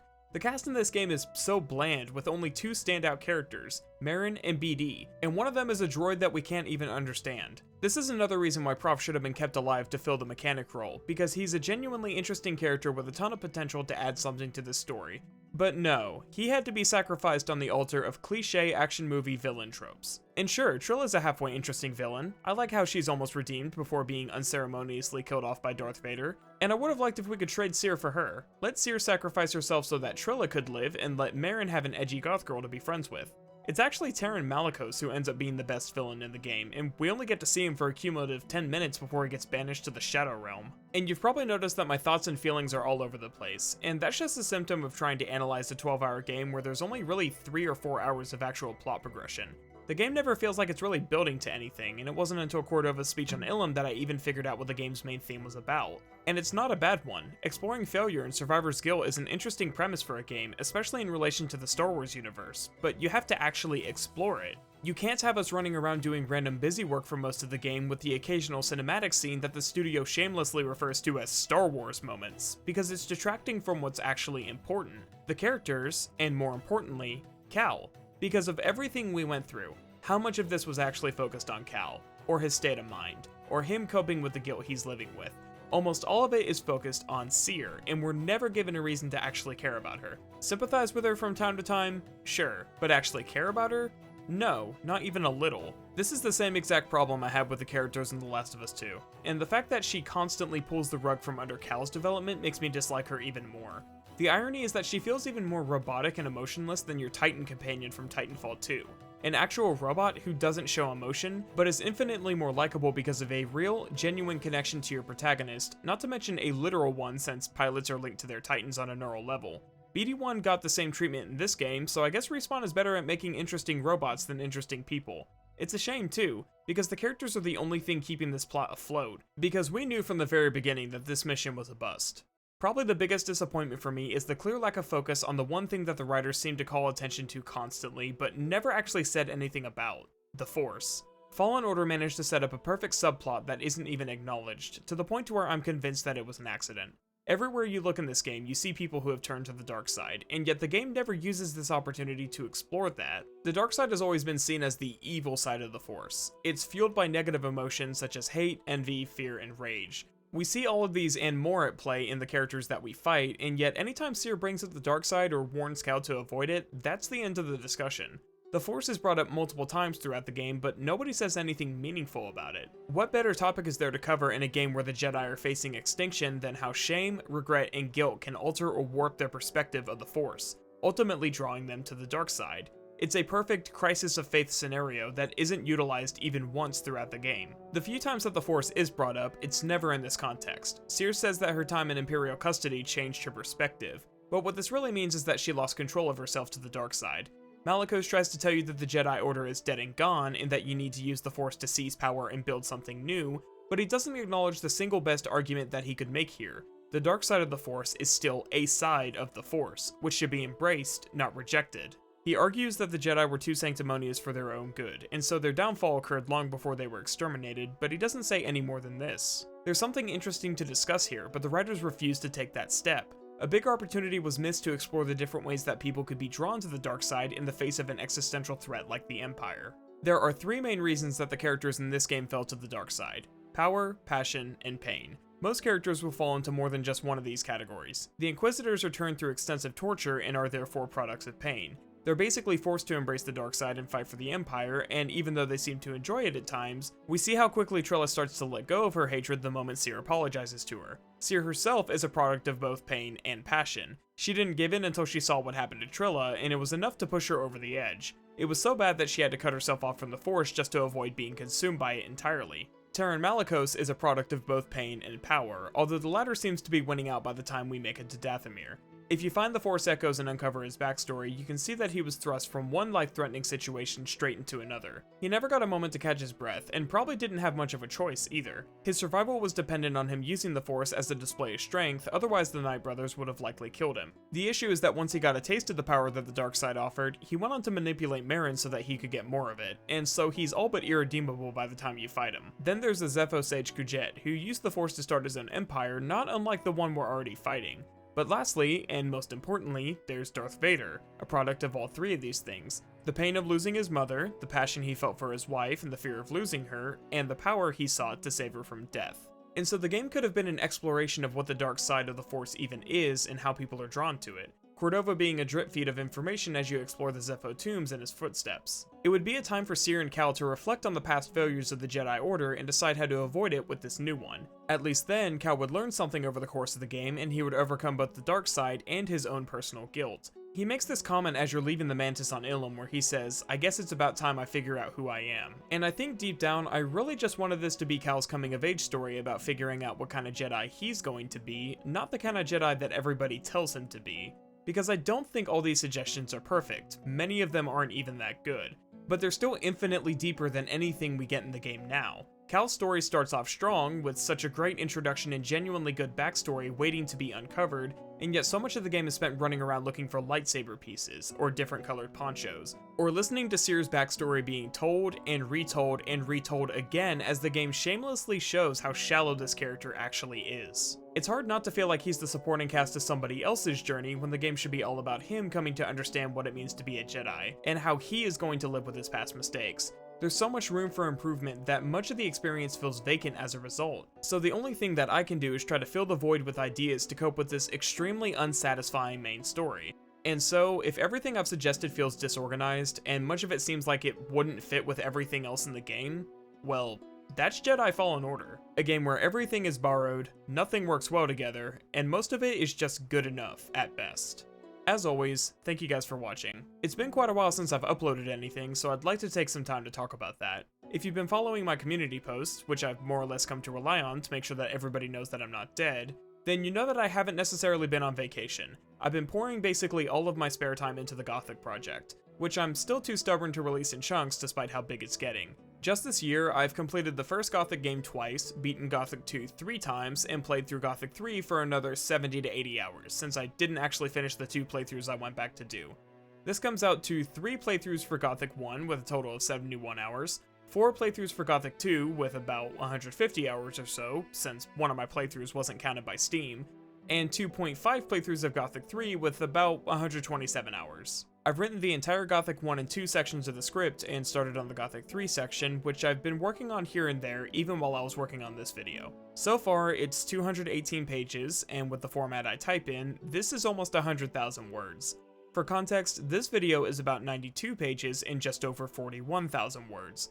And there's still a lot of work to do on this video. So needless to say, I've been very busy, and since my day job has been getting pretty taxing lately, I could probably use a break sometime soon. And I'm sure this is apparent in how it took me almost 2 months just to make this video. My goal at this point is to cover God of War Ragnarok when it releases, since I'll have over a week off work to focus on it, and then take the month of December to relax, enjoy the holidays, and get back to work on Gothic. I really want to say that I appreciate you guys for not making me feel pressured about uploading more. I usually don't feel obligated to upload consistently since I don't have a Patreon, but there is always a point where I feel like I might be wasting time by focusing on my job or personal life more.